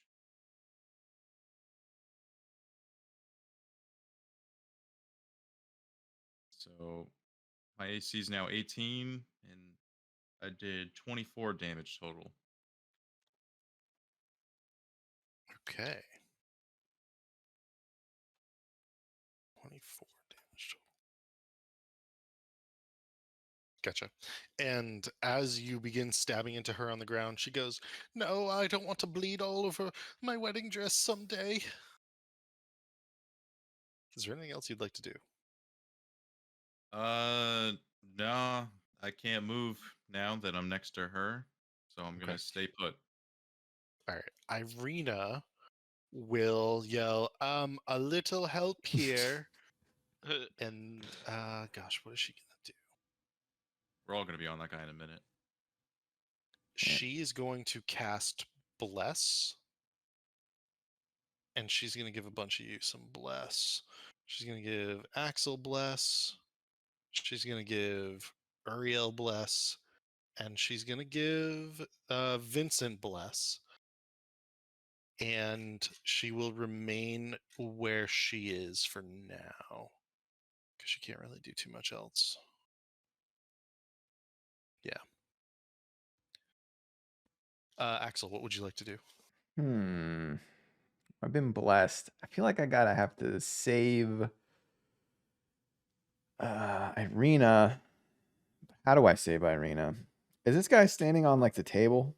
No, maybe he's you can grab him again. Your famous grapple move. I'm thinking that. Yeah. Think so he can't fly around and zap us all. Yeah. So I'm thinking I'm at least behind him right now, right? Yeah. All right, I'm going to grab him around the waist and try to German suplex him Yes. into this square right here. Okay. Go ahead. Yeah, Make Excellent. make an athletics check. and I'm Excellent. It's like raging, not- so this is Not deterred by seeing Irina get zapped. yeah. Oh yeah. Yes. Yeah, so I got him on the ground. He's Go ahead and roll a d6 and add your strength to it for okay. damage. D6, yeah. D6. So 2 plus 3 is 5. Okay. So And that's the does damage for it. yeah. Yeah. Okay. So And I'm gonna say the abbot is prone. And I'm just gonna switch your positions a little bit. okay. Yeah. And this monkey, I'm just gonna assume he's in like in my backpack or something. Yeah, he can be wherever you. He could have like jumped off onto the wall or something. Yeah, look at him because he can't get involved until he's been properly trained. So Gotcha. Put this on. Oops. So the abbot is now prone. Is there anything else you would like to do? Any sort of bonus actions or anything you can do with your turn? no, we're just like grappling with this guy right now. So Gotcha. ending it there. The it does bring us, however, to the flesh golem, and she will stand up, sort of holding on to one of the chairs, and she will take 2 attacks, one at Riku and one at Uriel. Let's see. The one at Riku is going to be a natural 20. Bitch. That's gonna The hurt. one for 20 points damage. Could have been a lot Whoa. worse. The one at Uriel is a 14, so it misses. Definitely deflected with my shield. Gotcha. As you see Riku take a big old blow to the face. His But nose is that's bleeding. that's her entire turn. That brings us to Uriel. What would you like to do? I'm gonna look down at Riku after he just got bodied by this thing. Be like, come on, man, you gotta focus, concentrate. And then let's see, I am going to activate my celestial revelation. So my eyes will start glowing and these big angelic wings come out from my back, and then I will take a swing at this bitch. Okay. 17 to hit. That is a hit. So 9 piercing plus 3 fire plus 3 radiant. All right. For how much damage? 15 total damage. All right. She is still up. And I Still at will it. take another swing at her. For another 7 damage. All right. Go ahead and describe your kill. I would have had advantage on all those, but I guess it doesn't matter. Oh wait, no, she got up, didn't she? Yeah, she Yeah, got up. she stood back up. Well then I just like stab her a few times and then do a nice little like spin move and just take off her head with my blade. Which ends up rolling onto a platter on the table. Then I turned to Riku and I'm like, all right, let's go help out Irene and our boy Axel, and then Yes, let's. move to go engage with Axel. Okay, Ooh, I cool. can bonus action try to shove this dude who is already prone, so I guess that doesn't do anything. All Stay right. down. Yeah, he's in Axel's arms right now, right? Yeah. Yeah, he is. He is grappled. For his turn, he is going to try to escape Axel's grapple. And he's going to roll a 4. Hmm. You So got let's Axel. see. Do you want me to roll? Yeah, go ahead and roll an Mhm. opposed athletics check. My athletics is +9. Okay, then never mind. Doesn't matter. And he cannot get out. So he's like struggling on the ground. He doesn't even know that his flesh golem has been defeated at this time. Yeah, I'm gonna say that's his full turn. Go ahead, Vincent. What would you like to do as you see that Axel has the abbot pinned on the ground? We taking him out, boys? Yes. Vinny draws his bow. Whoa, whoa, whoa! What are you saying? Whoa, whoa, whoa! For now. I don't know if you got a clear shot, do it. But Do I have an advantage shot? Uh, You have a shot at. I'm gonna say it's gonna be a penalty, but not disadvantage. No, wait, you have sharpshooter, don't Well- you? I do have sharpshooter. Yeah, you're fine. It's fine.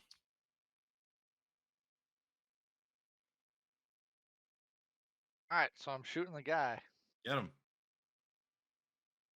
I'm only doing Are- this because are you gonna use sharpshooter? Should mention that before you shoot. You are blessed, Yeah. it's got. but four I what? I Oh, wait, because he's prone, you technically have disadvantage. Thought it would be the opposite. That's a advantage on a melee attack. Melee. Yeah. Yeah. Yeah. Okay. Um.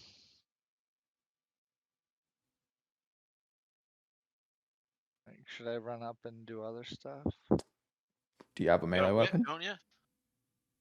Huh? Bring out your whip. Yeah, I think I think I switched the whip out. Oh no, I don't remember. Doesn't matter. What are you doing over there? Whatever. I'll just shoot it. That's all I got. It's the best thing I can do. I mean, we got him Damn. stun locked over here. Yeah, we're good. So is it just Is it at disadvantage? Or is it a different to hit? No, Just it a would be. harder to hit. Yeah, it's just disadvantage. That's fine. I'll hit. Not worried about it. Do it. Big talk. Oh, and you're blessed too. Don't forget. Oh, I got a 1 and a 19. So your first shot misses. Dang that disadvantage. Alright, we'll shoot again. Why not?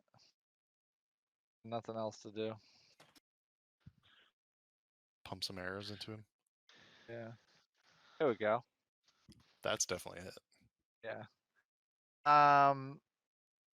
So we'll do 8 damage plus. We haven't done it in a while. We're gonna use a grasping shot. Grasp Oh, arcane arrow. gotcha. So he'll take an extra 2d6 poison. And if he moves, he'll take 2d6 slashing. So an extra 7 damage. Okay. So he takes the poison. You actually see it begin to be pumped through his oddly looking, like marble looking skin. And you can see that the vines are helping hold him down along with Axel. Nice. Bonus action? Anything else, Vincent?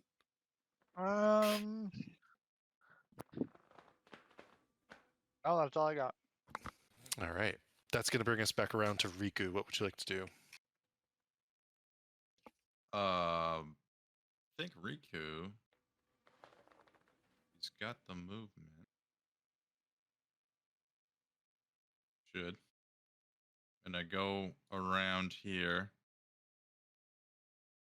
Yeah, And it's not an issue. poke at this man's on the ground in Axel's arms.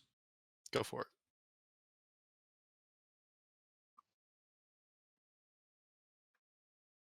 Assumes this is prone, it's advantage. 19. That is a hit. 7 first. Okay. And then 20. Oh, there you go. Max damage. So another 20 damage total there. But wait, there's more. He's using the bardic inspiration to get the and then. Oh god, 1 damage, and my AC goes up by 1. Gotcha. So 1 damage. So 21 total. All right. And he is technically bloodied at this point. And he says, "Oh, come now, you can't honestly think you'll defeat me. What will this do for you all?" And he will exude a holy aura Oh no. as a legendary action. This is one of the few powers that he's going to be able to do. Can You I get attack the everybody? legendary guy? Come on, dude. Can I get a wisdom saving throw from everybody, please?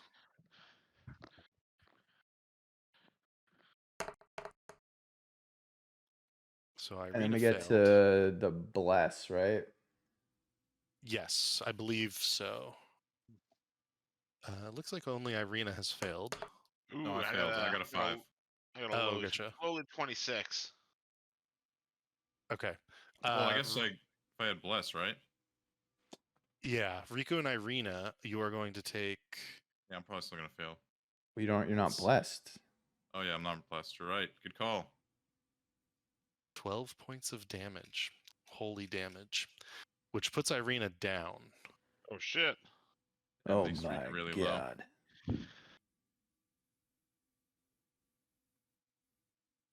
So she's going to have to make some death saving throws on her turn. Actually, now it is Irina's turn, right? Because there's nothing else you can do, Riku. That was technically like at the end of your turn. Yep. Okay. So she will make a death throw. Irina! All right. We've got a success. She's not going anywhere. She's got Not plot yet. armor anyway.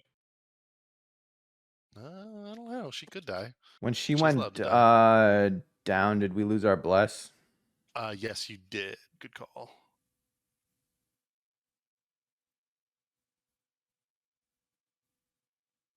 Which brings us to Axel. What would you like to do? Yeah. Well, Axel's still got this guy. He's gonna have him by one arm, and then he's gonna take his +1 dagger out of his boot, and he's going to recklessly, just absolutely no fucks given, try to stab this guy with his +1 dagger. Okay. So 22 to hit. That is a hit. And then so I get the damage for that, and then I'm going to put sneak attack on top of that because it was an advantage strike. Gotcha. So that's 9 to that first attack. Yep. And then my second attack is I'm gonna double stab him with the dagger, so it's gonna be another stab after the first stab.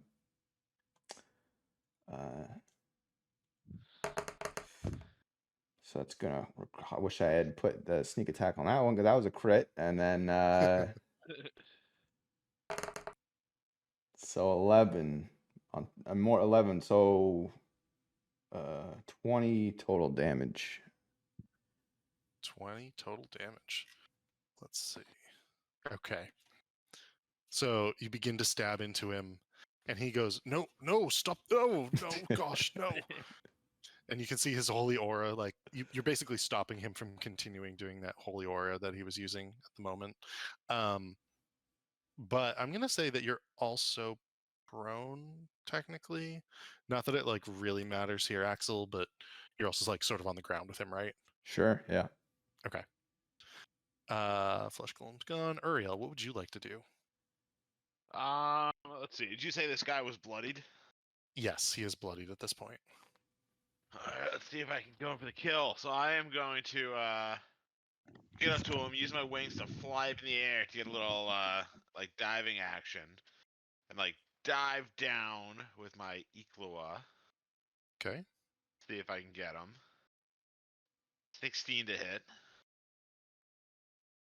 That is a hit.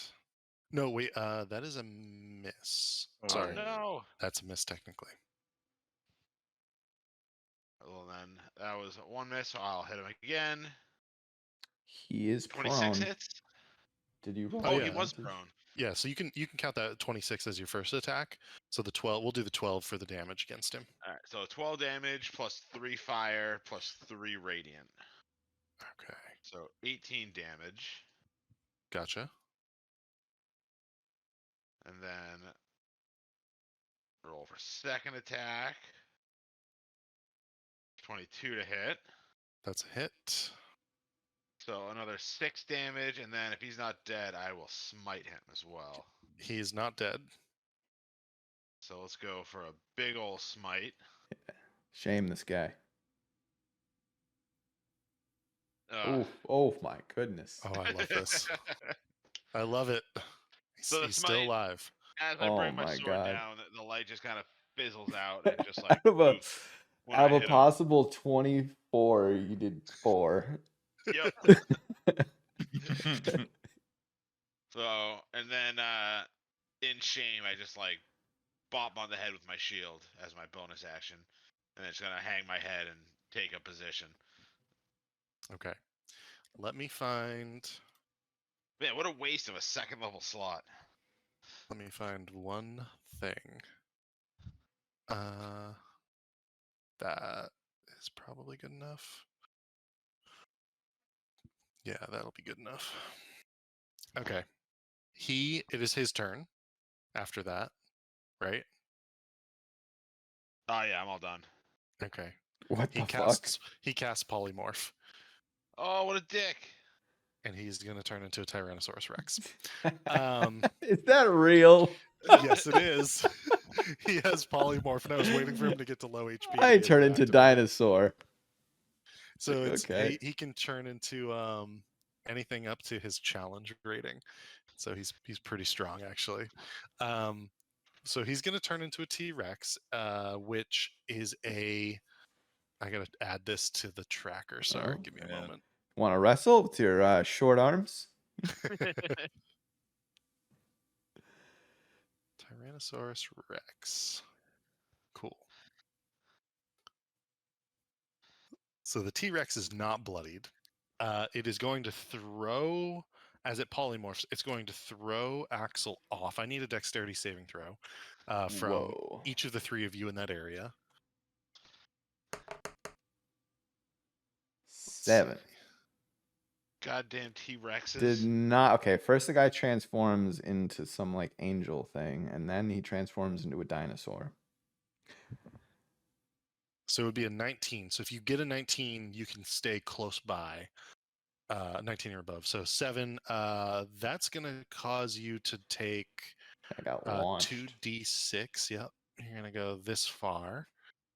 So you're going to take 8 points of bludgeoning damage. So half that, obviously, Axel. And then if you have a rogue thing on top of it, obviously, that would work here too.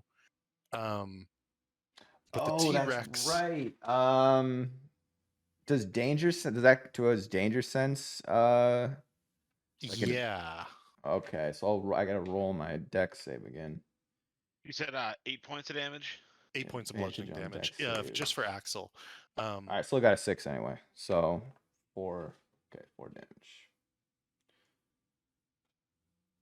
Uriel, you just get pushed back to this location. Riku, you get pushed back to this location. It's really just Axel who looks like he's going to take some damage here. And that will probably be mitigated anyways because of his Yeah. stuff. Well, damn. Oh, he's gonna try to eat Irina.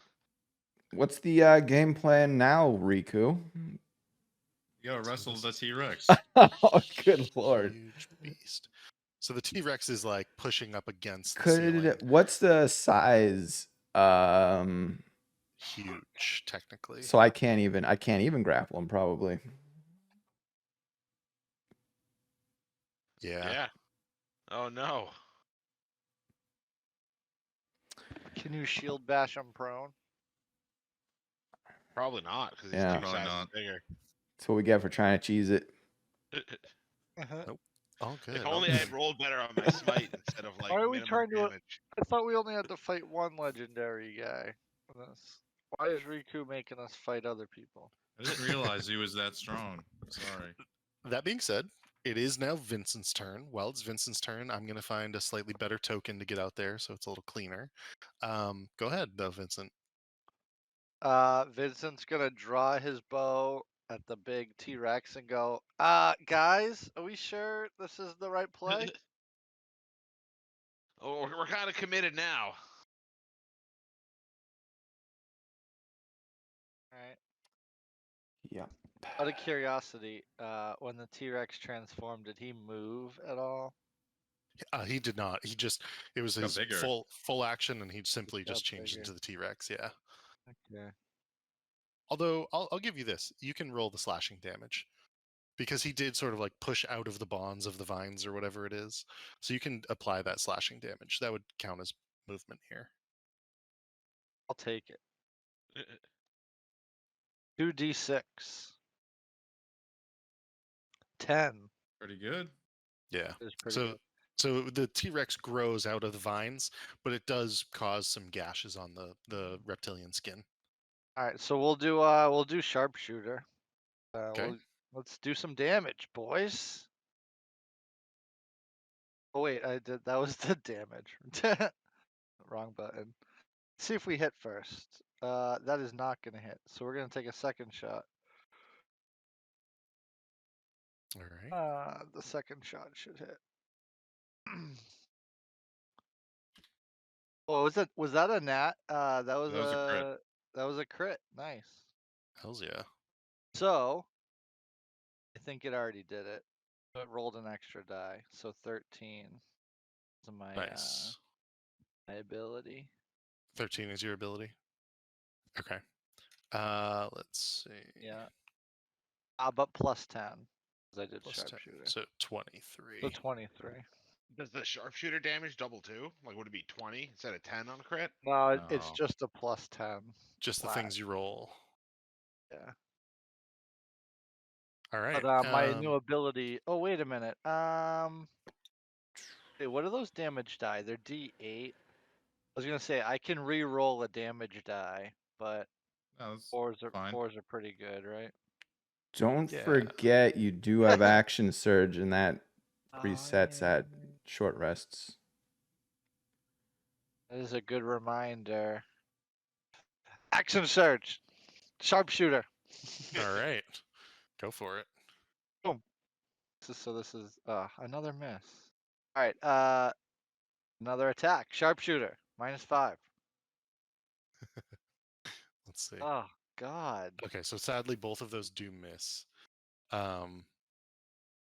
Is there anything else that you can do on your turn that you'd like to do? I don't know, Lynch. Is there anything else I can do? No, you're good. That's all I got. I Yeah. don't really have Get any a good bonus actions. That's get a I gotta dex work on melee that. weapon and use your shield. Is all. Yeah, I know. That's- Get in So I did here. my action surge. Blew it? I used one of my arrows. It's still doing all right. Yeah, no, I mean, that's all I got. You did do 23 Yeah. points of damage or 26 points of damage or whatever. That was pretty good. So, Yeah. all right. That was Just all right. unlucky. Yeah, just a couple misses. Riku, what would you like to do as this Don't make T-Rex emerges from the battered, beaten form of the abbot? Riku's gonna disengage. Let's see. So action disengage. Yeah, that's my action. I'm gonna go here, and on my way by, I'm gonna use my bonus action to heal Irina. Okay. So she's been healing worded. Yes, she's gonna get the lowest amount she can, 5 HP. Just gonna That's fine. Just gonna leave her on the table. Well, now she's awake. She is awake. She is prone. Okay. Where does she go in the turn order? Is she? Oh, she's She after goes. you. I'm top. Yeah, I'm top. All of the right. turn order. So she goes right after. She will, I'd say, wake up! There's a dinosaur Yeah. here now. and she'll see it sort of like looming above her, and she'll roll off the table, stand up. So that would be 12 feet of movement, and she can get to like here with a disengage. And she'll be like, "Good lord, what did I miss?" And she's like holding the wounds on her sides, short sword out. Thank you, Riku. And that is going to be her turn. That was disengage and movement. That brings us to Axel. Yeah. You were tossed bodily. You're technically prone because you were not able to catch yourself, but would you like to stand up? Ooh, yes, we're standing up. We're not just gonna sit on the ground here. I don't know. Should I jump in his mouth and kill him from the inside? I don't know. Pretty badass. Yeah, I don't know what the rules are like for that. Pretty sharp teeth. Yeah. Yeah, I wouldn't um, want to go in there. Well, I mean, it worked in Men in Black and probably a bunch of other movies. Guardians. But yeah. I mean, we're gonna run up, get on the table, just jump at him with the great axe out. Now this is reckless, but we're not great weapon mastering because we know this thing is he's a toughen. Where is great axe? Silver. Yeah. All right. 25. That's a hit. And we roll 1 damage. So that's Oh. 6 on the first attack. We got +2 because we're raging. So 6. And then doing the exact same maneuver, except we're not jumping this time. We're just, you know. Gotcha. 18. That is a hit. All right. This thing does not have the AC of the Abbot. This has the AC of the T-Rex. Well, I don't know what that means. It's easier to hit. Okay. Is that another 15 points of damage? Well, I think it's +2, I think, because of rage, unless okay. I fuck that modifier up. But yeah. So Nope, we'll okay. call it 14, and I'll look that up. 14 plus 6, 20 +6. from your first attack. Oh, so okay. 20 Yeah. points of damage total. Adding Yeah. 2. Maths. So I want to leave. I'll stay here. I don't want to leave Uriel. I was by his lonesome. So Oh, what a good teammate. yeah, we'll stay and end our turn. Okay. That does bring us to Uriel. What would you like to do? So I have a question. Does he count as a shape changer now? Ooh, that is a really good question. Let me check something.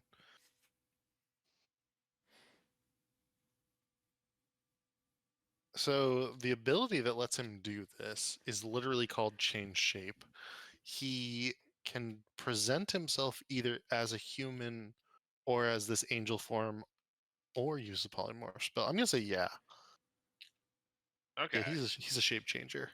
Well, in that case, I am going to cast Moonbeam on him. And Fuck yeah. looks like he's big enough that Moonbeam can just encompass him. Okay. It's a what, 5-foot radius? Yeah, 5-foot radius. Okay. And he has to make a con save of 14, and since he's a shape changer, he does it at disadvantage. Oh, okay. All right. Let's Thing just might have decent toss this down. 5-foot radius, you said? Yeah. All right. Can I bring to front? Is Moonbeam that? Is that the one you did in the church? Mm-hmm. Yep. Nice. That was a sleeper spell that became really useful. Yeah, that'll transform him back. Hopefully. Yeah, if he fails it. And he's gonna fail it. Yeah, so he reverts back to his original form, and he cannot assume a different form until he leaves the spell's light. Okay, so I'm gonna say that damaged the T-Rex. So how much damage was that? 11 radiant damage. Okay. And as that happened, he reverts back to the abbot. He still has very, very little health. And you can sort of see him in the midst of the moonbeam there. Is there I'm gonna anything else you would like to do, Ariel? bonus action shove him. See if I can knock him prone in that light. Okay. Great idea. 25. Don't think I can beat that, yeah. So he is also prone on top of it. Bitch. Hells yeah. All right. What a great fucking move, man. Damn. I thought I was gonna like create like a legitimate fight here for a moment. That was Moonbeam coming legit. in That and was ruining scary as everything. fuck. Right? It turns into a dinosaur. Do they even have Yeah. dinosaurs in this world? He will. So does it hurt him as he starts his turn? Moonbeam? Yeah, when a creature enters the spell's area for the first time on a turn or starts its turn there. Oh God! Go ahead and roll the damage. 16 damage. How would you like to do this? So as I raise my spear up as like I summon the moonbeam down, and like his T-Rex form glows, and he turns back to himself. And as he does, he just bursts into holy flame and burns to ash, leaving any valuables behind. Okay. And so the abbot is no more. The remnants of the flesh golem are dissipated on the ground. The head is on the platter. The abbot actually seems to burn into dust that is sort of left over, and there's like an ash on the ground. This is a good breaking point for a few minutes. Let's take a break here. Then we'll pop back to exploring, further exploring the abbey, seeing what's going to happen, as well as looting it. I'm going to go make a sandwich. All right. So you have killed the abbot. Oh man. What would you like to do? I'm Riku gonna says first, sift through his ashes, see if he left anything behind. while you're busy looting, Riku says, "Let's bar the doors, boys." Okay. You are able to successfully close the doors without issue, and there is a bar, in fact, that you can put down over it, and you Perfect. do so. The ashes yield no treasures. There's nothing valuable in terms of, excuse me, belongings hanging on the abbot's neck. Or sorry, there's one thing. There's one thing, and it would be. Oh, no, nothing on the abbot, but there are several things over the mantle that catch your eye. There is the golden sun disk hanging above the mantle. You suspect that it would fetch a pretty penny, as well as there being a potion in a crystal and electrum flask. Sounds fancy. Sounds fancy. Guess I'd put the potion in my bag to look at later. Okay. Actually, no, Riku, he has identified him the potion and the disc to Riku. Here you go, buddy. This potion we should identify later, but I bet we can sell this sun thingy back in town. Just stick this in our bag. When you gesture to Riku, he's busy going up to the table, and he's over here sliding all the plates and forks and silverware to the side, and then he just plops himself down and just starts laying there. He's like, "I need a rest for a minute." All right. Is that the should we investigate the rest of the room? Is like the stuff on the mantle the only place that had anything of interest? Yeah, looking around the room, you could also take the 4 golden candelabras if you so wished. I wish. All right. Wish it But so. am I allowed to do a spell as a ritual while I do a short rest? Yeah, I'll allow that. Okay. Depending on the spell, like identify in this instance, yeah. Okay. Yeah, that's Are what we it would are we short resting? Is that what Riku's trying to say? be. Yeah. and you'd get a bonus bard Okay. stuff. Make sure we take a quick seat and take a short rest. I think Irina probably still needs to recover as well. Yeah, we're all kind of banged up, I think. Yeah, she Sorry. definitely needs a short rest. I mean, Alright. Let's short rest it up and then continue exploring. yeah. Gotcha. I'll So that's inspect the these treasure. plates. Are Alright, these so we are can these just plates? we'll sell that stuff when we Yeah. get back. All right, so from me and my bard stuff, you would get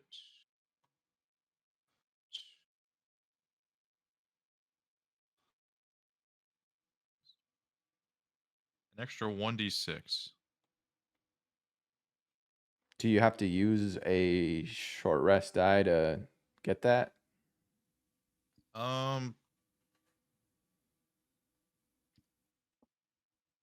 Oh my god, Irina rolled so piss Yes, poor. it looks like they have to spend a dice in order to get it. All right, well, I got one left, but we're not doing any more short rests after this. I don't think I've Cool. even like used any of mine, so I still have all of my healing stuff too. I have 25 in my lay on hands pool, and I have a 3d4 healing hands. Okay. She might need it. Give me a moment. I'm just doing her like full short rest. 2d8 plus 4. okay. Hold on. So do I Yeah, not she. get this? Only my friends? Which one? The Song of Rest? Yeah. No, Oh no, everybody it says else. if you. It says if you and or any. Yeah. Okay, so I do get it. Right? And how much is it for you? How much Oh. did you roll? For my short rest, I got a bunch back. I got 29 back. Sorry, but how much did you roll for the group? Or do we roll it ourselves? I assumed it was everybody rolls their own. Gotcha. Then yeah, Irina still needs. She's still down 15 hit points. I think that gets me to full.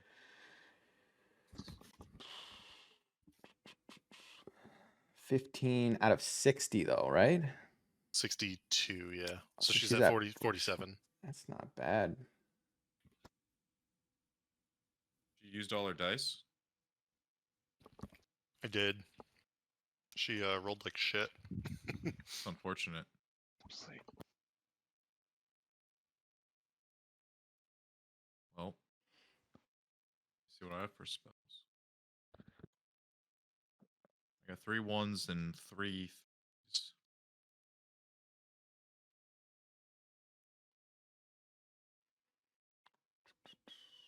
See, be worth spending one just in case. What do you guys think? I mean, she's good enough to continue on, I would say. Yeah. All right. Riku's like, all right, if we're all feeling better, let's clear Yeah. this place out. We already killed the boss. Well, it sounds So- like Vincent found another one of those flesh golem things while he was exploring. I mean, you want to go upstairs and Well, see Riku's if we gonna say, can yeah, find let's start with this building and then go from this there. guy's bedroom, maybe. You need the way Axel will follow you. Say we're all sticking together. How do I attach this monkey to me? How do you like move things as a group? If you select both of them with the shift button, I believe, you can like take there's like a join function or something. That would be my guess. Attach.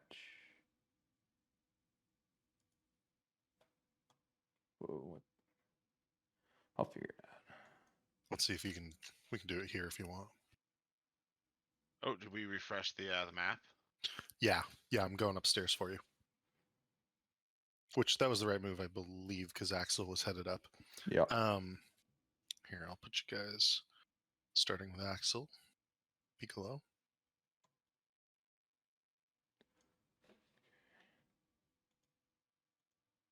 And we'll put Irina there.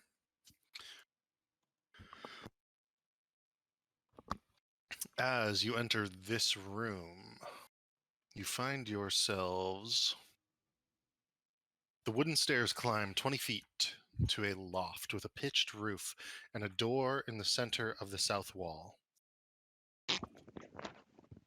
The room is filled with the sound of beautiful music, a melody so enchanting that it adds a bit of much needed warmth to the otherwise freezing room. A black shroud covers a humanoid shape lying on the wooden table. The music does nothing to stir it. A cot of heaped furs rests in the northeast corner, surrounded by empty wine bottles. An oil lamp burns atop a table nearby, silhouetting a squat creature with 2 heads. And let me place him now. You can see what this guy looks like.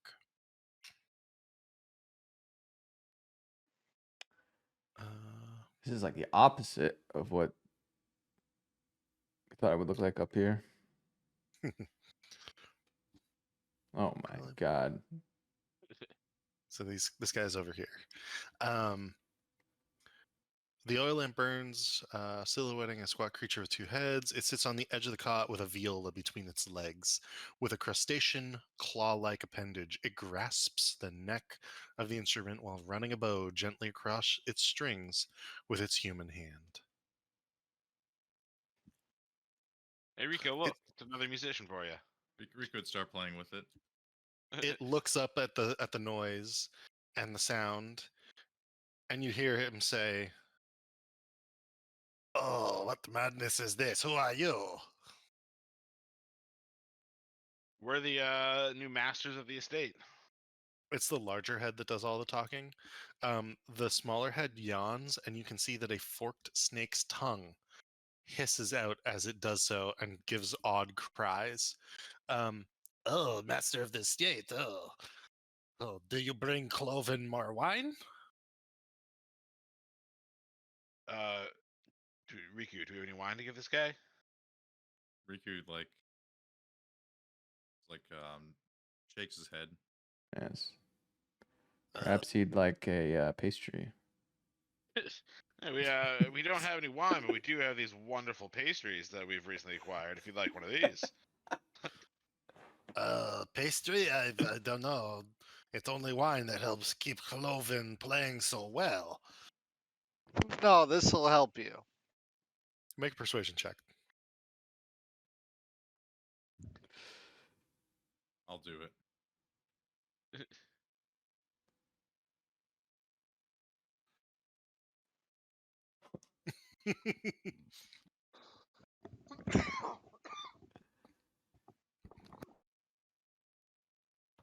Okay. I guess I will try your pastry. He sort of takes it. He looks at you and he's like, you say good? Okay. Oh, very, very good. Best in the land. He takes a bite of it and he goes, oh, this is good. And he begins to scarf the rest of it down. And after about a minute or two, and he continues to try to play, you see that he begins to get sleepy and he just falls over into his bed. Good night. Oh, Oh. so he's gonna play us like a cool, trippy tune. Yeah.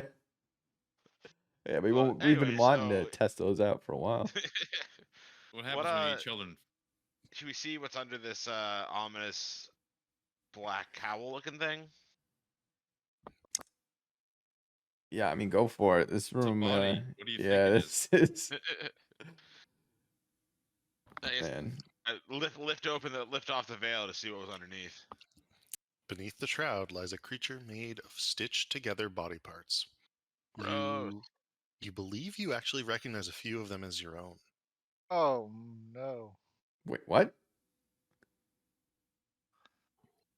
Wait, like we recognize the body parts as our own? Have any of us lost body parts? No, you all have your own body parts. But you recognize Vincent's arm. Uriel, you see part of your wing sticking out from underneath the creature, so on and so forth. What the heck? I think we gotta shut this place down.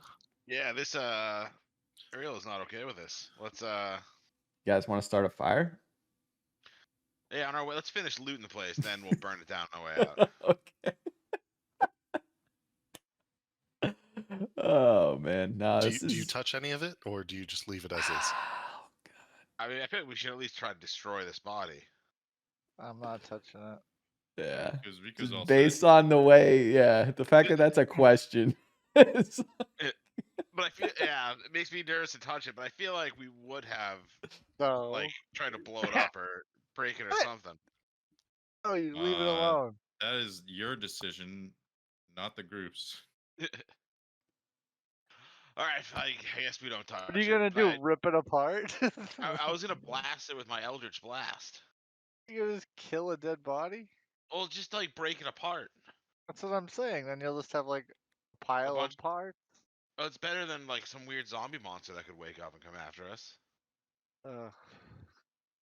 But Sick I don't touch it, and I check like the I guess like this table near it and see if they left any like supplies worth taking.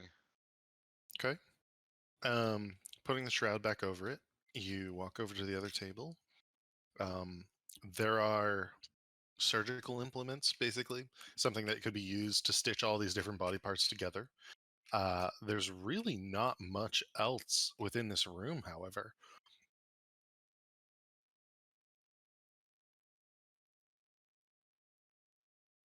Well, I guess and if we were done with the room, I'd drag this guy. I would take him outside so that he doesn't burn down with it. All right, you pick up Cloven. He's oddly heavy. And we can bring him. Do you guys want to go back downstairs? Yeah. All right. Go back down. Let me give you Cloven.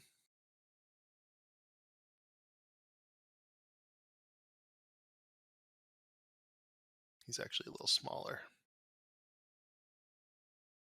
But you are back downstairs. There is still the way down, if you wish, as well as the other side of the abbey. Riku's Yeah. gonna be like, the basement can't be weirder, right? Whoa. All right, let's check it. Let's go check the basement out. Let's And Vincent would tell you guys that the other side is chock full of these hooligans. yeah, let's make finding the see if the Watcher boys are They're salvageable. definitely I just want they're to, in cross my they're in T's one and of the dot my I's rooms. here before we leave, is all, Especially if we're Okay. gonna burn the place down when we leave. I don't know if Is we that can your?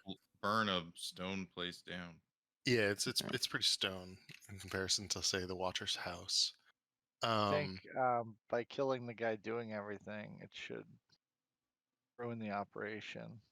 That's the idea. And also, we burned down the Well, pastry it already factory. happened. Yeah, I know. Kind that of a was- calling card. Right? Yeah, we got to burn it down at least a little bit. Try something. and we burned down Alright. the Watcher house. So this is clearly a wine cellar. I can place everyone here if you so wish.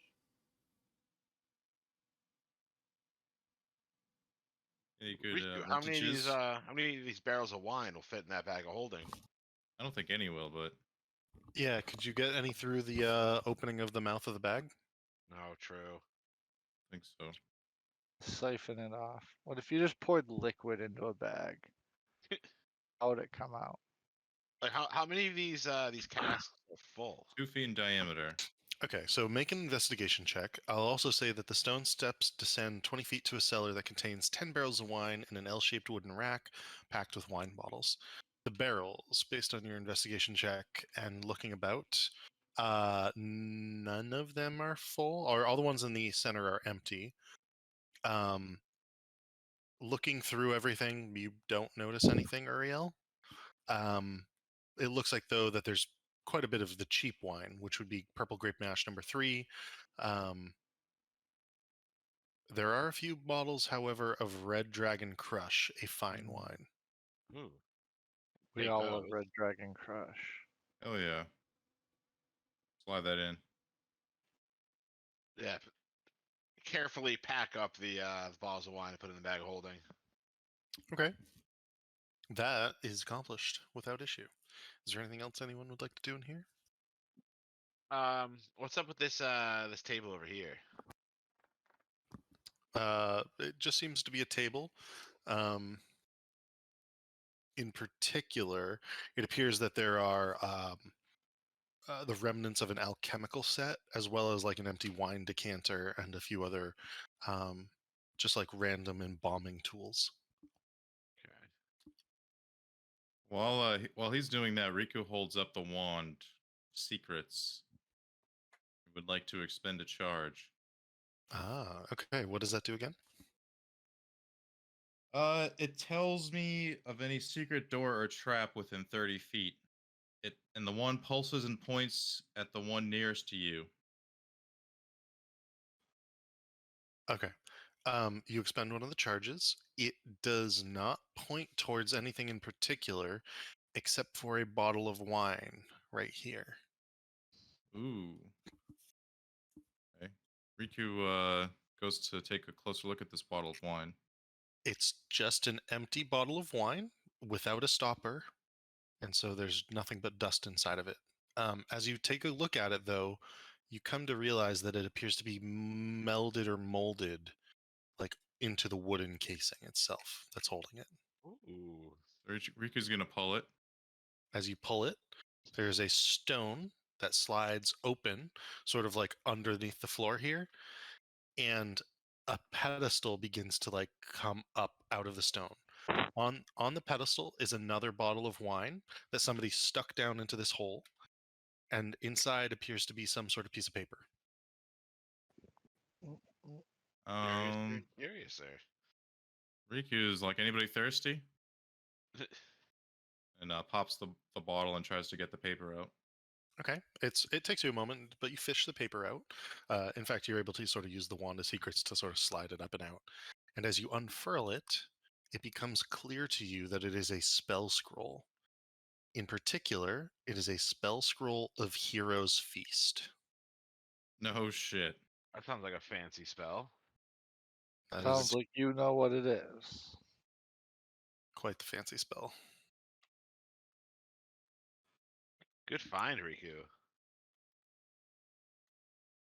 The wand found. Yeah, but you use the wand Yeah. at a strategic time. Okay. That's just one use of that.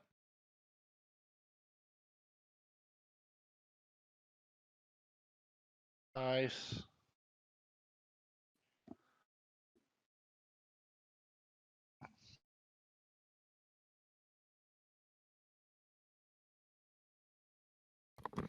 Anything else you would like to do in here?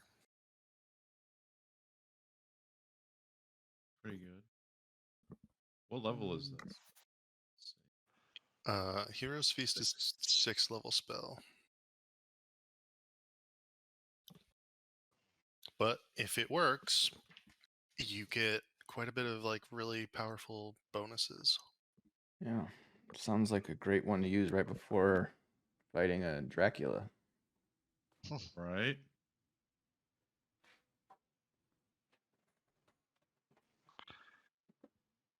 All right, let's go check out. See if you guys want to find the Watchers. Yeah. There's plenty of rooms across the way that I assume they're in one of them. I don't know how hostile. Any obstacles? There's a flesh golem patrolling the hallway.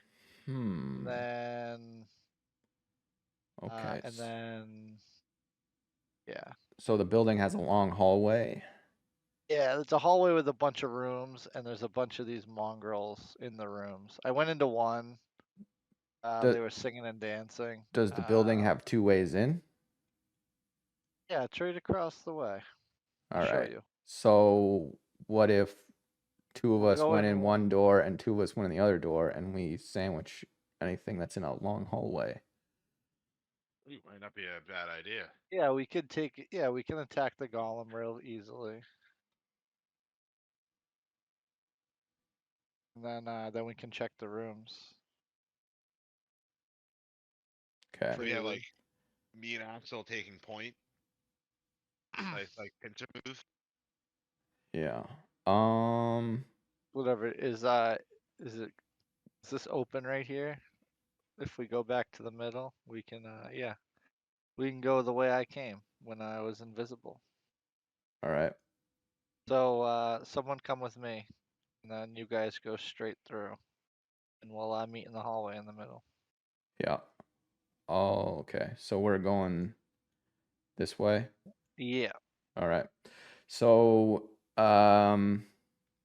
So you guys wait at the other door, and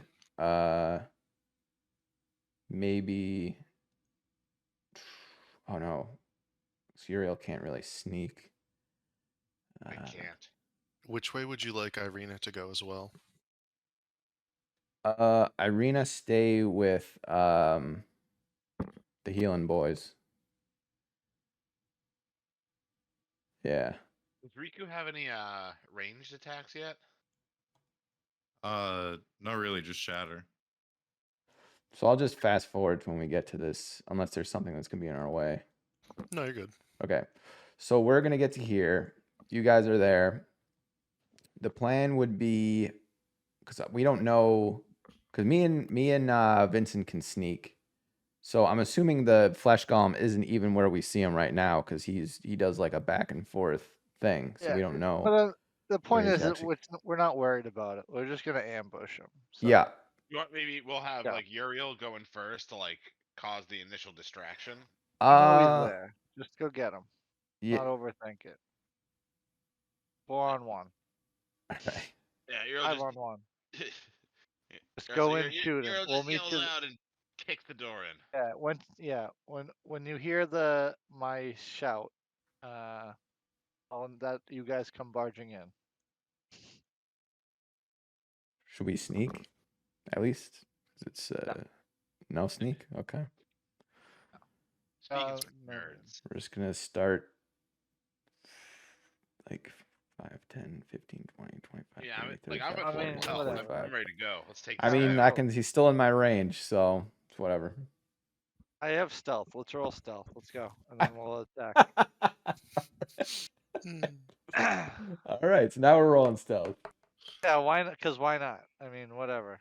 Okay, I'm so just who saying, who is not sneaking? overthink it is all I'm trying Axel to say. and Vincent. Okay. Yeah, Axel and Vincent are Axel and sneak. yeah, we got 22 and 20.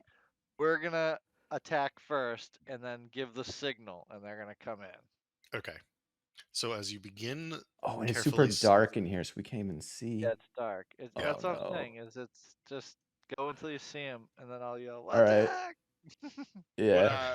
Would Vincent have, if it was dark, could he have asked Uriel ahead of time to like cast light on one of his things? sure, if Well, you had wanted that to would do give 'em that, away. that'd be You can, fine. That'll give us our position away. Oh, true. Big shiny light walking down the hallway. We're fine. Again, don't overthink it. Let's just take him out.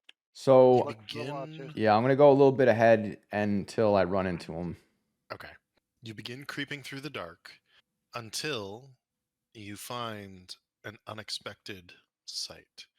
And it's Oh. not just the golem in front of you, Oh. but the body of the golem, not animated, lying slumped over on the ground against this wall partially. It is not moving. Oh my god. Someone beat us to the punch. Axel checked its pulse. Make a medicine check. Flesh go. Okay. Yeah. It's okay. I know what I'm doing, fellas. All right, and I would yell down the hallway. Boys, you might want to come check this out. And I burst in the door, Yeah, expecting a fight. Through the dim light, you can see that there are huddled figures down at the other end. So there's no pulse to the golem. Yeah. It does not move to your touch. And it dawns on you that whatever was providing it with any semblance of life was probably from the abbot, and it can no longer live, quote unquote, live. Oh, that makes more sense. Might as Hmm. well open it. That said, the sound of many different creatures are all around you, stuck in these rooms. You're still in this hallway. What would you like to do? Start checking some of these doors. Riku would describe the scene to everybody because he's got dark vision. He'd try to. let people Okay, who can't so see out.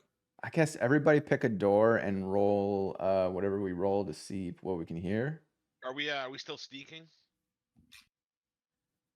Or do you guys want some light? I mean, Just use I don't some think light, we're who cares? sneaking. I mean, Vincent already yelled to get you guys in here, so we're not I guess Sneaking. yeah, as I walk by Axel, I'd like touch his battle axe in passing, so now that gives Oh off yeah, 20 feet of yeah. light. Touch it. So I Um, think me and Riku, I think, are the only ones with dark vision.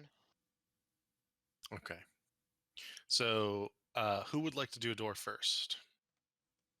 I'll do one. Says Axel. Okay. Okay. Yeah. And I will give you the following. The room contains, and I'll just begin like opening doors here. This room contains a fort made out of piled bits of shattered furniture and torn draperies. From within the fort, you hear a mischievous cackle. Mm, What's building forts? Can we come play too? mischievous cackle. I'm closing the door. Okay. Yeah. I'm closing the door. As you do so, you see like two Yeah. heads sort of pop out and go, I don't like "No that. food, go away." Yeah, I don't like that. Okay, Vincent, would you like to have opened the door? Yeah, I want to go to the one because I think it'd be the one that was quiet. Wasn't there a quiet one? Yeah, there's one that was quiet, but this one in particular would be the screams of fear. Yeah, no, I don't want to go into that one. You don't want to go into that one. That one's for you. Okay. That one's for Uh, you.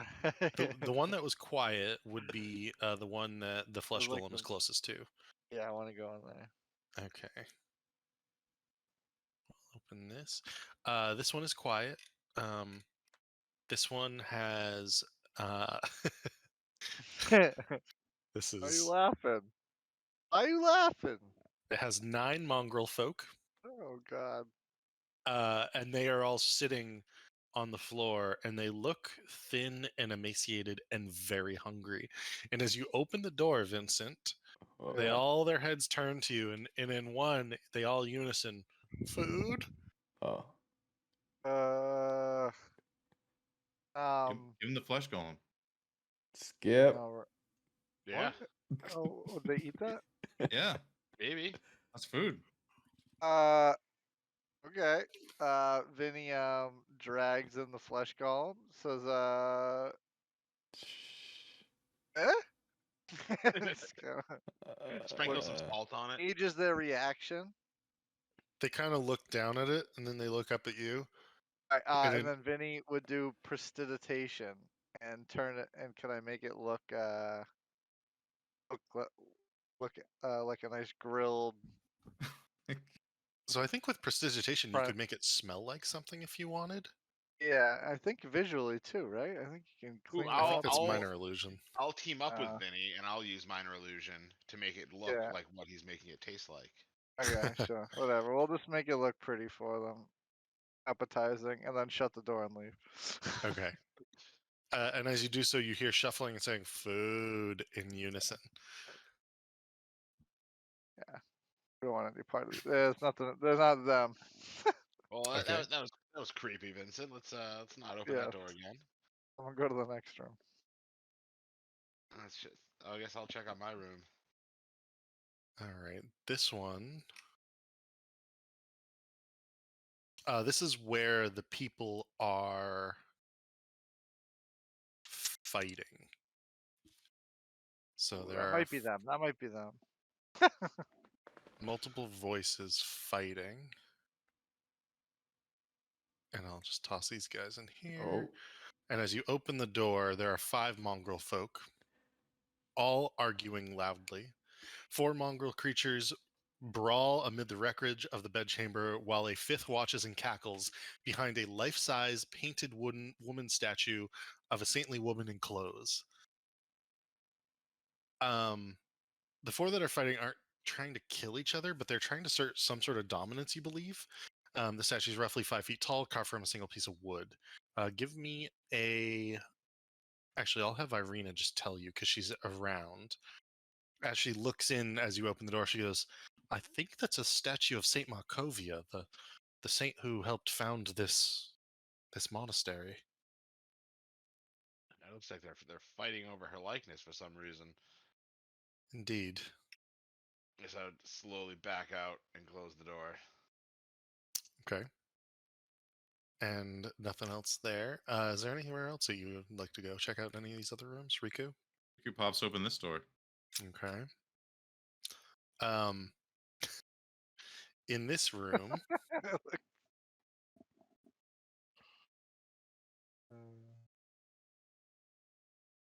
room, you find 16 mongrel folk. 16 mongrels. The room is packed wall to wall with mongrel folk wallowing in their own filth. The floor is strewn with gnawed bones. As you open the door, their screams emanate here. The bones are all that remain of something else that was eaten. They go, "Do you have food? Food, food, food, food." Instead of speaking in unison, they all talk individually, and they're screaming at you. They begin to try to push towards the door. Are you going to do Close anything? door. Close door. Okay. You close the door, and you can actually lock it from your side if you wish. Yep. Okay. You do so. Riku's like, we should leave. We still have a couple more doors to check out. Well, what's gonna happen to all these people now that no one's taking care of them? Let's light Dude, this ju- place on fire. Yeah. Oh, So what I'm thinking is we barricade the doors on the outside and we start a huge fire in here and they just die of smoke inhalation. Dark. It's better that than whatever this is. Yeah, it's efficient and we'll scoop up all this XP. What if like we change what their regular diet is so that over time they died of a taurine deficiency?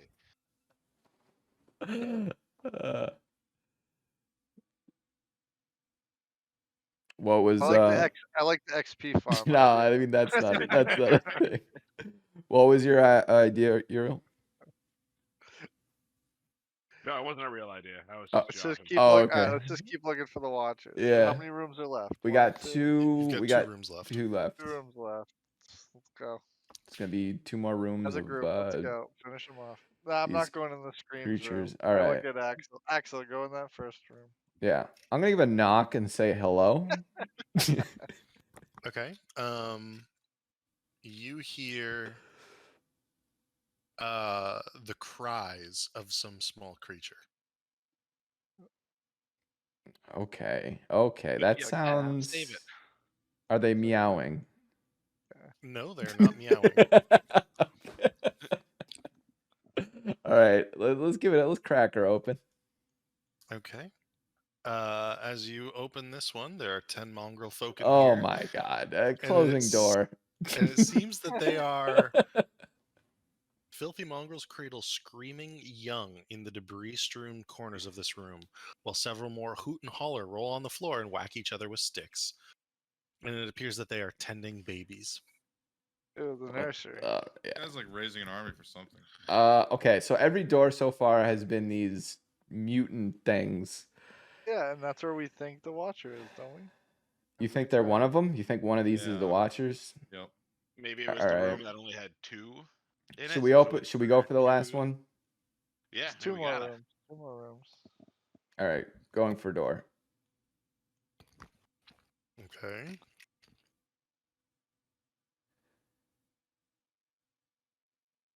So this one is where there are 7 mongrel folk sitting in a circle. Let me just grab these guys really fast. 7 of them, and I'll get rid of 1 here. Chanting something, almost as if they're going to cast a spell. Oh. But they're Jeez. just like sitting in a circle chanting. And you opening the door does not cause any of them to look. They're all sort of like looking up towards the ceiling, their eyes rolled back in their heads. Nothing happens as you open the door. They do not change anything about the incantation they're making. Uriel and Riku, you are close enough to hear it at this point now that the door is open. Make an Arcana check.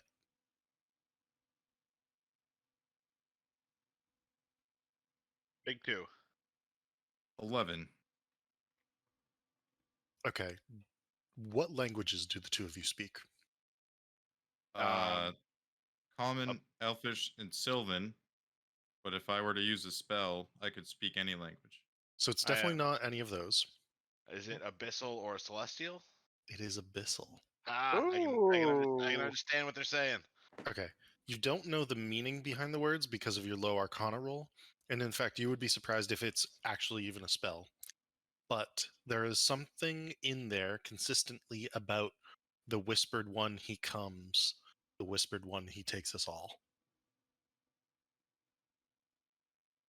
I should turn to the rest of the boys and be like, I don't know what they're chanting about, but they keep saying something about a whispered one. Yeah. Yeah. It could be me. Yeah. Let's leave this place forever. Yeah, I'm starting to. Also, what killed the flesh golem? We did after we Oh, killed this we man. did. Oh, killed so the the master. Oh, okay, so the master Yes. died. Okay, Yeah. got we it. check this one last room, and I'm kind of betting these two are the Watcher boys. Yeah. Can we Yeah. go in that room already? I don't but think. they were creepy, so we left. Yeah. Oh, I think we did that with every room. Well, let's get a better look at them. Go investigate them. After So, you. do you go into that last room? Who goes into that last room? Is that the Yeah, one with the I go screams check this of last terror? room. This is the ones with the screams of terror. Yeah, you guys check that one. I'll I watch the steeled door. myself to the terror, and I open the door. You find Oh. the three watchers. Oh. In fact, yeah. the screams of terror are emanating from each of them as they, in turn, continue to look at each other. Nikolai Watcher has a crab claw on one hand. Stella Oh. Watcher has a cattail protruding from her rear end. And Oh. Carl Watcher has what appears to be cloven hooves for feet at this point in time. Whatever Nice. madness is afflicting the other mongrel folk has now begun to take the three Watchers. We found them. So it's like a I transformation. go and I just slap him. It's too late. Leave them. Okay, you slap the closest one, and he looks at you, and he goes, "Ah!" He's just like screaming, and the claw is like going like clickety clack, clickety clack. It's too late. Leave them. Oh, jeez, Riku. Should we put them out of their misery? I think they're already. Oh yeah, are we just gonna leave them? Should we take? Like, Arena, try to light drag this 'em away place from on here? fire. I grab the girl who only has like a cattail. I see if I can drag her with me. She will begin to be dragged with you. She doesn't love it. They don't really fight it. They kind of shy away from you. He doesn't love it. She's a So furry. I forcefully remove her from No, wait. here. She's the only Uh, one who. Like, the other two were dicks to us, so like they can burn. But She's just some crazy cat girl. What are we planning on doing here? Are we really going to burn this down with all of these creatures inside? Well, okay, let's take your. You seem to be upset by.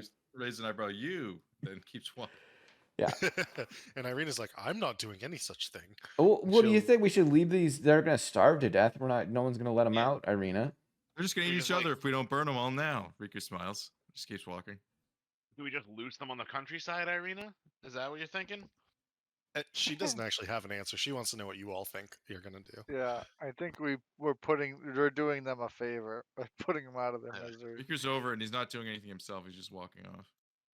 Can is there any way that any of us would know like what was done to them? Is this If like there's any way that is can be this, reversed is or this anything? reversible or is this You can make a Arcana check if you would like. what was our best arcana? I have a Ooh, plus 2. I don't 16? think anybody. Don't have any That's probably the spellcasters. best We we're gonna get right don't- there is that 16. We don't plus. have a smart guy in this group. Yeah, we don't have anyone with high intelligence. All right, do it. Just I did. did it. I got a Okay. 16. 16. All right, Okay. 16. What I will say is that you believe that there is a chance with high level magic that they could be repaired and changed. Oh, You do not Why- believe you are powerful enough to do any such thing. But what about their quality of life? Do we have any idea of what that would have been? oh, hold up. Oh, sorry. Let me just- but What I'm do just you mean thinking- by quality of life? If they were changed back, would it just be like nothing happened, or are they gonna just be like forever fucked? I'm going to say that you would not know that. Uriel, you suspect that their sanity could be returned with some sort of restoration spell. Oh damn it. Maybe. Well, I guess we could save them. We would. Irina, do you know of any like powerful wizards who Yeah, might but know my like only how to question repair it? is, is it seems like this guy, the abbot, would have been one of those guys, and he's turning him into this. So we gotta find another But guy. Well, he's dead now. Well, we know the. Are we well, when right, are we I'm meeting up with the just saying Tiger the whole Man? time. Hold up. Irina goes, did you say powerful wizard? There's been rumors of one near Mount Baratok, I believe. Maybe we could tell him what's going on, and he could come deal with it. Maybe So for save now, these we just people. leave him caged up. Yeah. I don't Well, know. we fed a group of them that the flesh monster, so Yeah, I those don't ones will think be I'm alive not for sure a little that's while. food. I think it was like skin. I don't know if it was Mount like We'll start flesh. eating each Baratok. other. There'll Yeah. be less of them when we Well, get back. Yeah, But Lake Baratok is like right next to this place, so it must be the mountains, like right outside Wait, of where's town. Speaking of, where's our two buddies? They're supposed to meet us here. We have they to. were going. That's They were going tomorrow. to meet you the following day. Yeah. All right, we're still. it's still the middle of the night. All right, we got into some shenanigans in the middle of the Yeah. night. That's right. If there's a wizard in Mount Baratok, then that's like right next to where we are right now. We still need to go to. Oh, we have so many things to do though. Yeah. It's you know. But the quest It's good. markers. All right. Well, let's leave them here. Well, hopefully they can survive, I'll and hope for warmth and such. we'll meet up with our tiger pal tomorrow. I think who are we meet? We're meeting up with him, and yeah, Yeah, him and his lady demon hunting friend. we're gonna go back to the burger house. We're gonna have a nice little long rest, and we're gonna figure it out. What a night! Yeah, I like that plan. Yeah. Okay. So I will bring you back to the Burgomaster's home. Burger time. I guess I would have tried to bring the Watcher children if we could have, because they were like the most human-like. All of them? Just the girl. Just Stella? I guess Yeah. she is proof of what's going on. Yeah, she's just got a Um, cattail. She's the only one. Like the other two were dicks, so we don't have to save them necessarily. So she stops screaming as you bring her down into the village. She does whimper at times, but she doesn't seem to like fight it. She seems lost in the madness of her own mind as you bring her back to the Burgomaster's home. It is somewhere in the realm of about 10:30, you suspect, as you can leave- reach the house. We can leave her here to stay with them. Their new kid. Hey, we promised them a new kid. As you reach the home, the door is locked. Oh. We do that knock. They told us to do. Axel knocks on door 5 times in quick succession. Okay. Riku's gonna scratch his head. It was 3 times. Oh, it was 5. I know. Riku And as you clowned it. announce your presence, after a few moments, the Burgomaster opens the door and ushers you back in, looking around, seeing your new companion, whimpering. Yeah, got any milk? Yeah, that Abbot was up to no good. Meister Burger.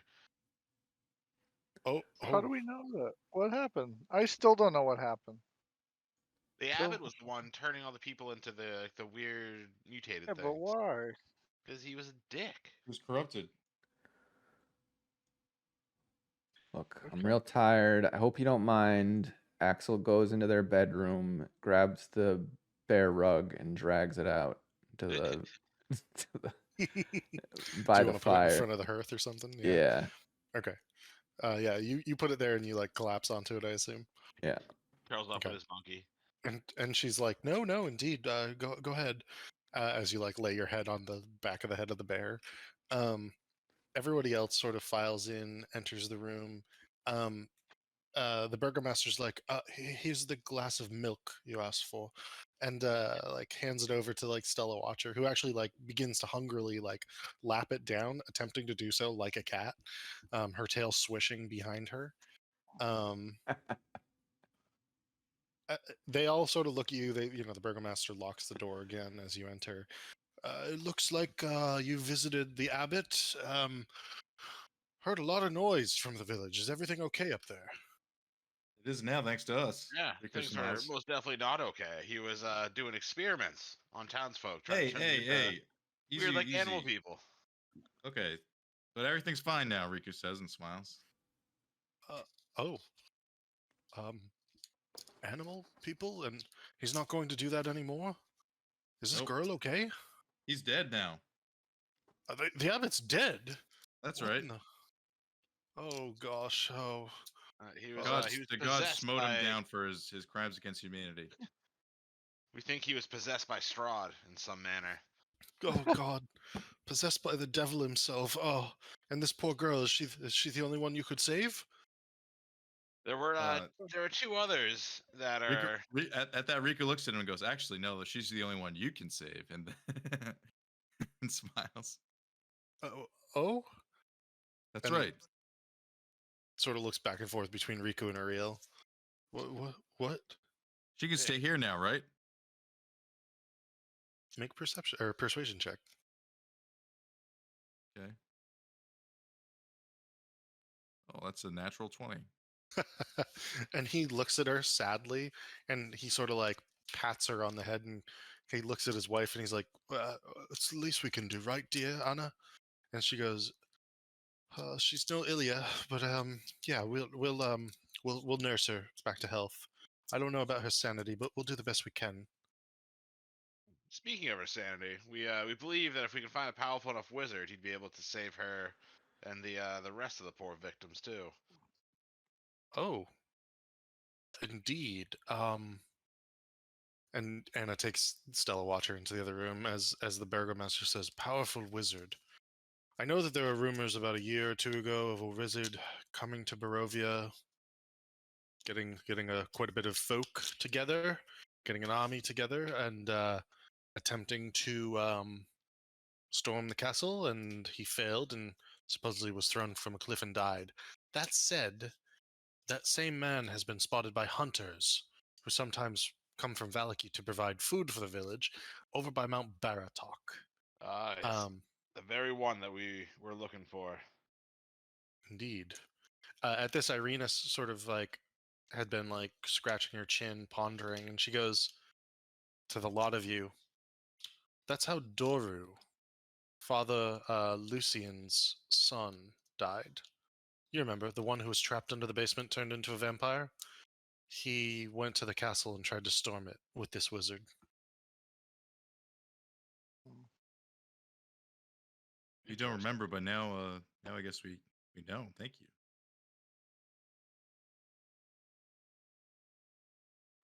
Maybe if we can find this wizard, he can help us get rid of this curse on these people. He sounds like he has skin in this game, does he not? I assume so, though I don't know. He tried to come to Kresk, and we said none of us folk were interested, and that's my understanding. Is that when he went to Valaki and the town of Barovia? Well, some of us are interested now. Perhaps we talk to this guy. Yeah, but we call it a night, take a rest, and then once our friends get here tomorrow, we go see if we can hunt this wizard down. Maybe. We have a lot of things we could potentially do. Well, if you would like a bed in the room over there, dear, I do believe the cat girl will be asleep for the night. You should be fine to take the other bed. The lot of you, there are, as she like goes by you, Vincent. There are two more beds over in the other room over there, and then it looks like this one has a good, comfortable place on the floor. I can put some blankets down in the library over there if you wish to lie there as well. Yeah, Sounds Irina, good. why don't you take the room with Stella? Oh, she was trying to indicate for Irina to take that room. Then dibs. Erika doesn't care where he sleeps. And he just takes the room. Cool. All right. Take that long rest. Let's heal up everybody. Yeah. Irina is back to normal.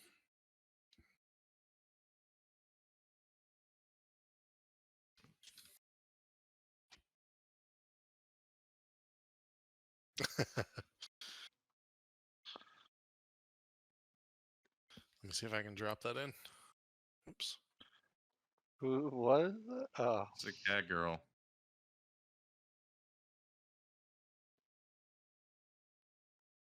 go.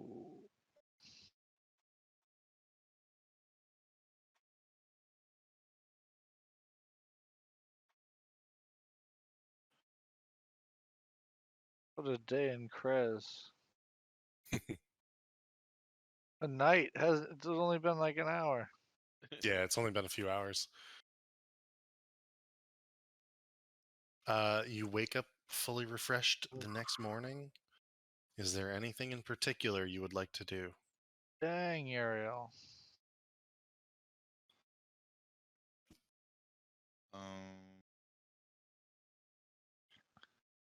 So let's go see if our friends have arrived yet. Rictavio and his lady friend. Yeah, yeah, we got a meeting. They will arrive around midday, so we can fast forward to that if you would like. No, if I have I do have a daytime one. We can switch to that.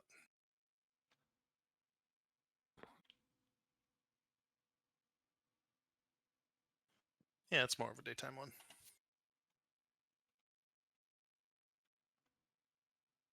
Cool. So we'll do this. This.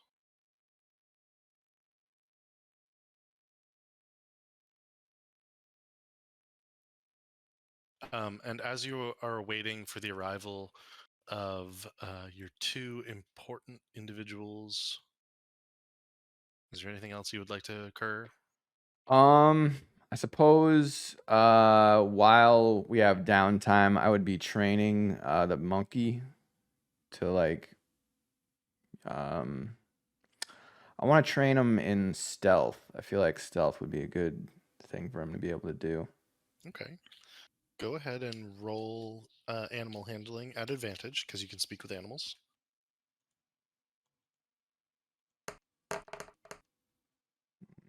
21. Nice. Okay. You're able to begin to teach him the finer aspects of stealth, and in fact, you might even learn a thing or two from him. Well, I'm already an expert. But it goes quite well throughout the morning as you do this. Yeah. Nice. Is there anything anyone else would like to do? Good. Okay. Just sing us a song. Do a song for us, Riku. Morale check us. You know, please. A morale check. Yeah, sing a song for pick morale up. We just saw, we went to like a weird religious place where people are turning into crab people and hideous monsters. Riku senses the group is down. Yeah. He'll sing them. He'll sing them a song that regales of a story of long ago and of times in his past. Is it about Perhaps a about devil's- a next lover. Oh, spicy. Oh. Yeah, so you get to learn little bits about Riku through this song, with which you Yeah. didn't intend. What city are you from again, Riku? Neverwinter. Okay. Sounded like you weren't sure. Yeah, we gotta like pry into each other's backstories and stuff more. I keep forgetting to do that. Do we though? We didn't. Well, yeah. I mean, when we introduced ourselves, we've been a group for like 2 weeks now. We still know nothing about each other. Can I quick cantrip question? Yeah. Because minor illusion can make someone else's voice. Can I like practice with Riku so he can sing harmony on his own songs? Yeah, totally. Ooh, Yes, I would. I practically Riku to use minor illusion to enhance his performances. Okay. Give me a performance check just to see like how much it adds to it. Ooh, an 18. Gotcha. Pretty good. Riku, in particular, do you think that you would have? So you're from the Black Lake district, I would assume, based on your backstory, from the Neverwinter area. Oh yeah, The wherever the rich part is. Yeah, that's the Black Lake district. The House of a Thousand Faces, favored inn that served as the headquarters of the Harpers, in particular, is probably where you would have met this ex-lover. Is there anything in particular about this person or encounter that should be known by the group in particular, or just No. okay? It's just getting little tidbits about Is it a past woman? that leak out. Her name was yeah. Lola. She was a There was a showgirl. woman. Okay. Okay. Yeah. Did you roll for it? I don't see a roll. If you would like to, you can do a performance check. My performance. Yeah. Oh, very nice, Riku. Axel claps. Everyone just gives him a big round of applause. Vincent sheds a tear. Riku looks at Vincent. He's like, "You happy? Play your song."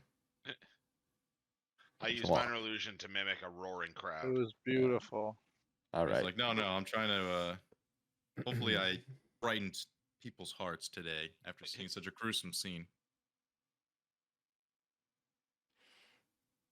Do a nature check. What do you? Oh, that's just me slipping. All right, let's get to this meeting. Yeah, what do we? And after whiling away the morning, hearing about stories of the Black Lake district from Riku, you are able to sort of get a sense that you think Stella Watcher is going to be okay in care of the burgomaster and his wife. It might be a little hard at times for them.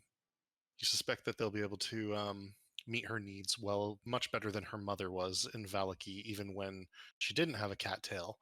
But for the most part, you suspect that she's going to be much better off here. Yeah. Around midday, you hear the guards letting in 2 individuals, and you recognize quite quickly Rudolph Van Richten and Esmeralda de Evenair. They sort of greet you in hearty fashion, giving strange looks to Irina. And I guess the question is how much you would like to fill them in on your happenings here.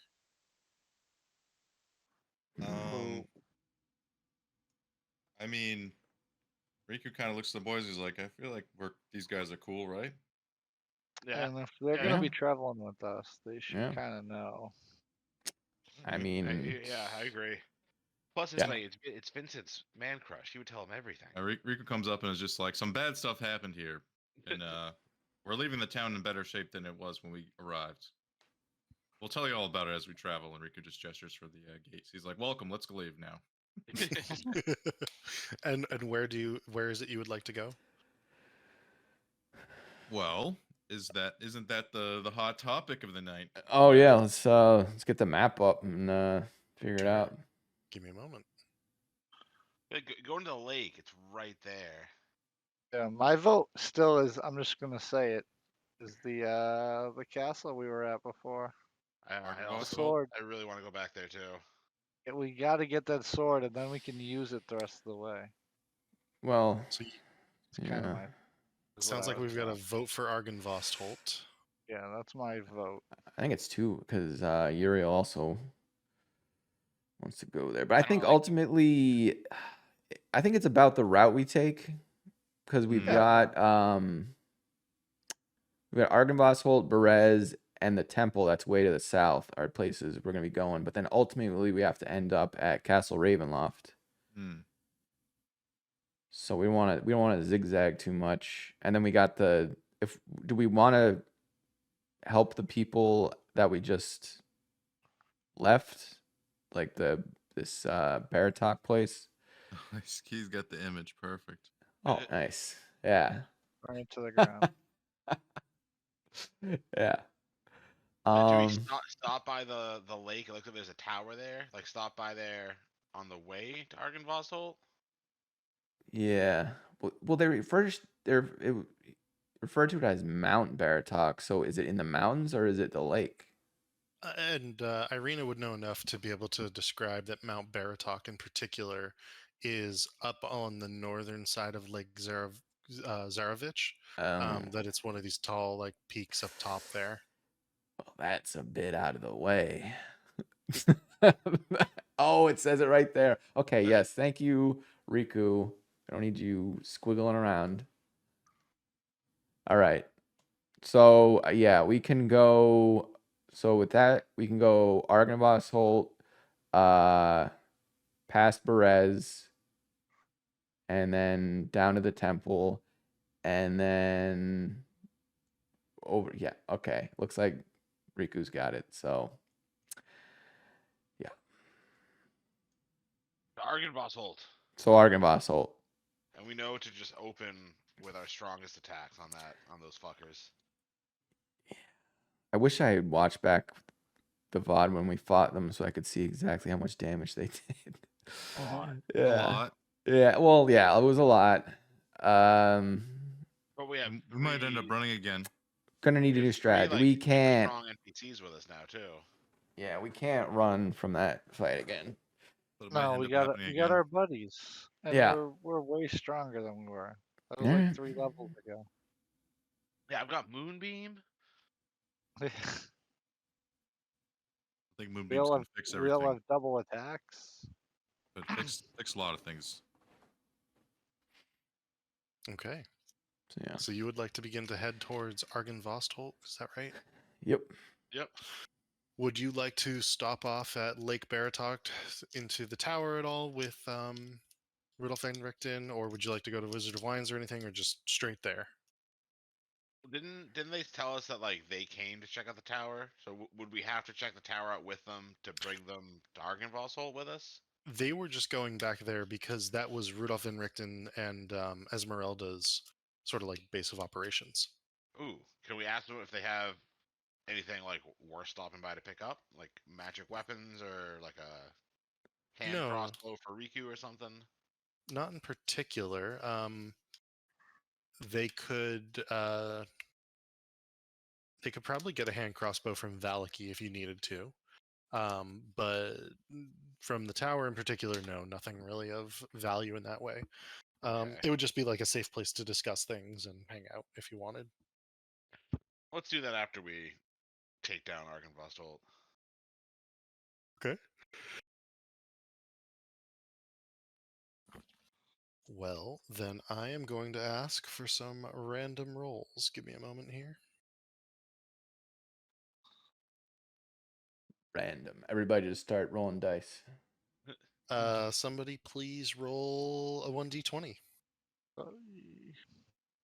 Touch his nose.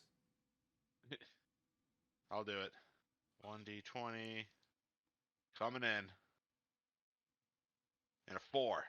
All right. Pretty Excellent. good. The road is quiet and silent. Go ahead and give me another 1d20. And then give me one more, whoever would like to do that.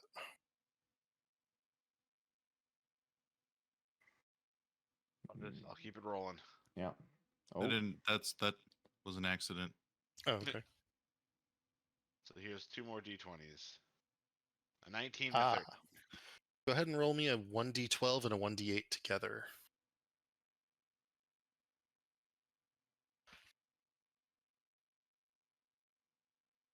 8 and a 3. 11.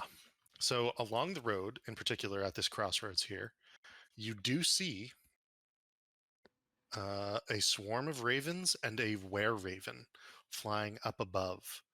It seems that they're patrolling the road and the area and traveling. And in fact, the were-raven sort of swoops overhead and gives you like a half salute and continues on with the swarm of ravens as they head towards the Wizard of Wines. Nice. Got air support. Otherwise, your trip to Argynvostholt along the road is quiet. Let's just switch over to that. Now they know where we are, at least. And the beauty of having already been there is that the map is ready to roll.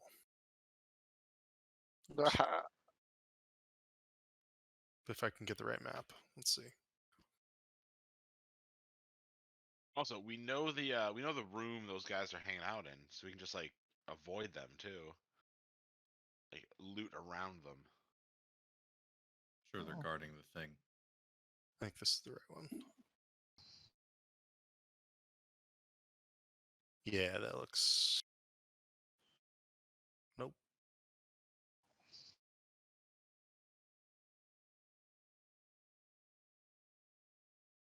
There we go. Welcome back to Argynvostholt. But this time, along the way, you find yourselves joined by a few friends. Rudolf van Richten and Esmeralda de Avenir. Along your journey, you can have conversation if you so wish. I will get rid of the rubbish old version of Irina. Ooh. This place is real scary. We're going to. Yeah, Hope you if guys we, bring your we, air- fill, your we A fill them game. in on what we came across Let's last time. do you want to walk in the front door again, or should we check to see if there's alternate ways to enter? Yeah, let's check for Um, like a back door or a side door or something. Don't we already know about this side door at least? really think that helps. I guess. Yeah, so you know that there's a side door on the northern side there.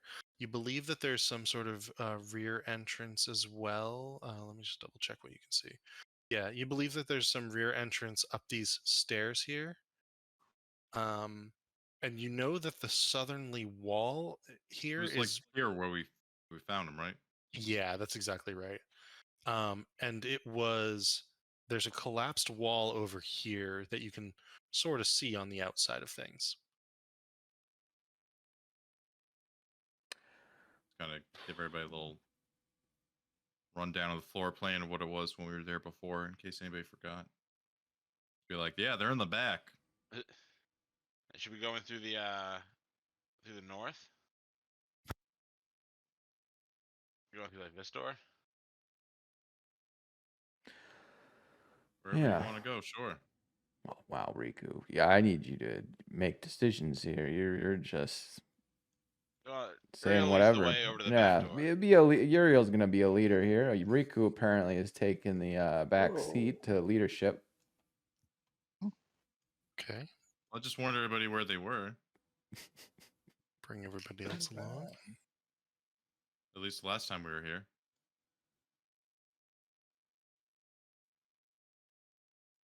And Uriel will go up and open the door. Okay. And as you open the door, it leads once more into that stairwell that leads east and west. And we'll go this way first. And open this door. Okay. Opening this door leads you into this empty circular chamber of the keep. And when we get to this door, I'll open this one a little more cautiously because we're getting like to the main rooms. Gotcha. This is the room where like the fire thing spoke to us the first time, right? Exactly. Alright, so and then this takes us into the main room. Is there like a keyhole or something we can peek through? There is. You can make a perception check if you'd like. Yeah, I'm gonna peek through it just to make sure those guys aren't like in the main lobby. Gotcha. With a 1, so I guess I wouldn't know either way. Too dark, too difficult to tell. In fact, you suspect the keyhole is filled with cobwebs at this point. So I'll open the door just like a crack and look out and see if I can just make sure the coast is clear. Okay. Make a stealth check at this point. Oh, but I'm at disadvantage. So a 6. Okay. The door opens. You can see the following. The room as it was when you left it except the 3 individuals who chased you from the building are no longer here. All right, coast is clear for now, at least for this room, boys.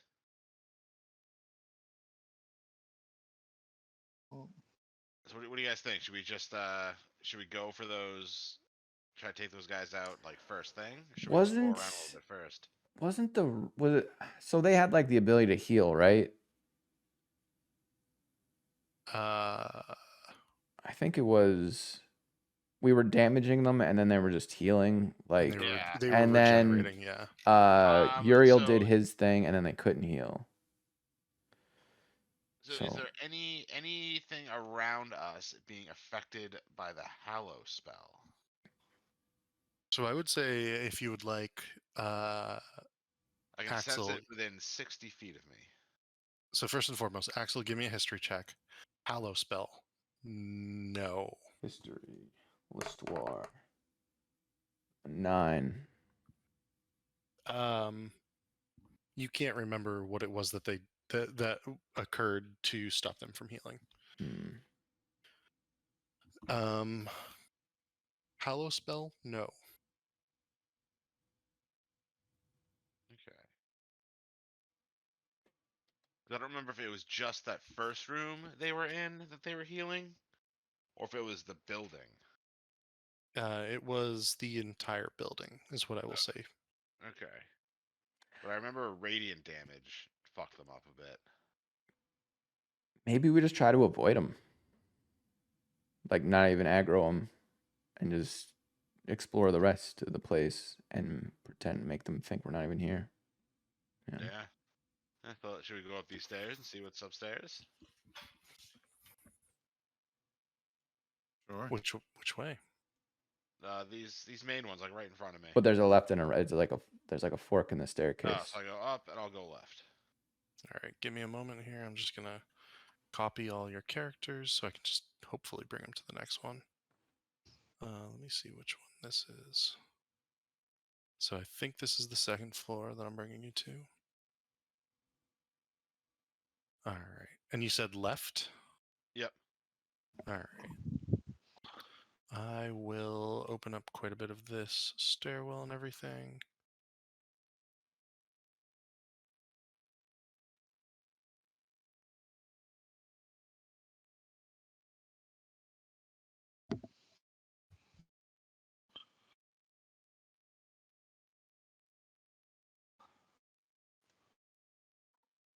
All right. So you get quite a bit here as you ascend these stairs.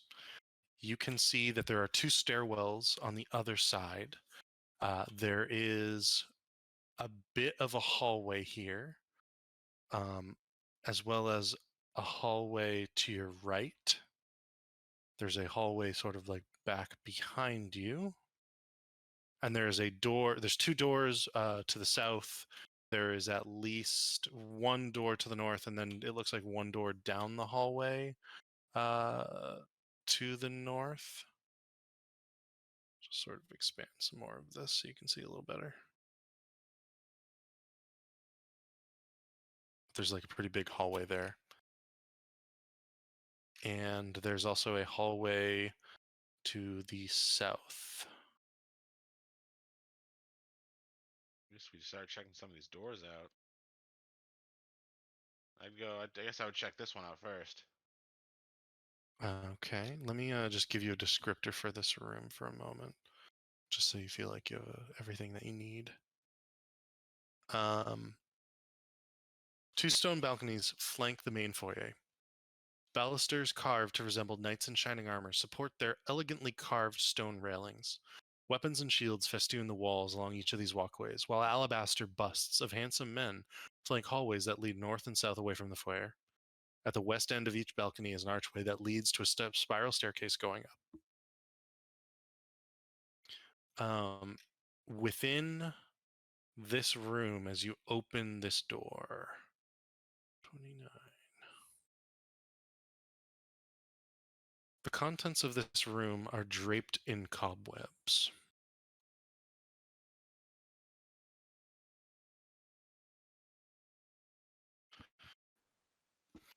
Between curtained windows stands a black marble hearth with a sculpted mantelpiece, above which hangs a framed portrait of a handsome, well-dressed man with a wry smile and a thick mane of thistledown hair.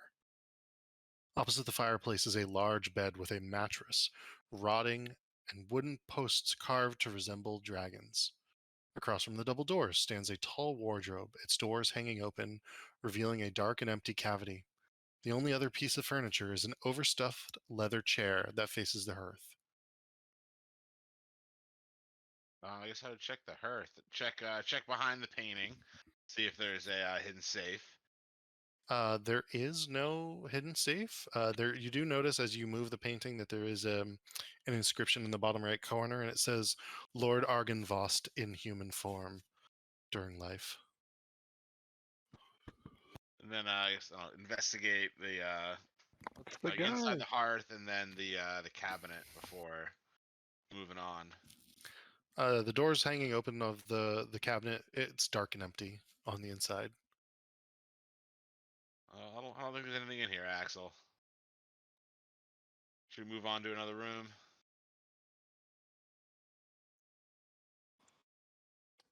The door's over here. Okay. I'm just gonna bring everybody else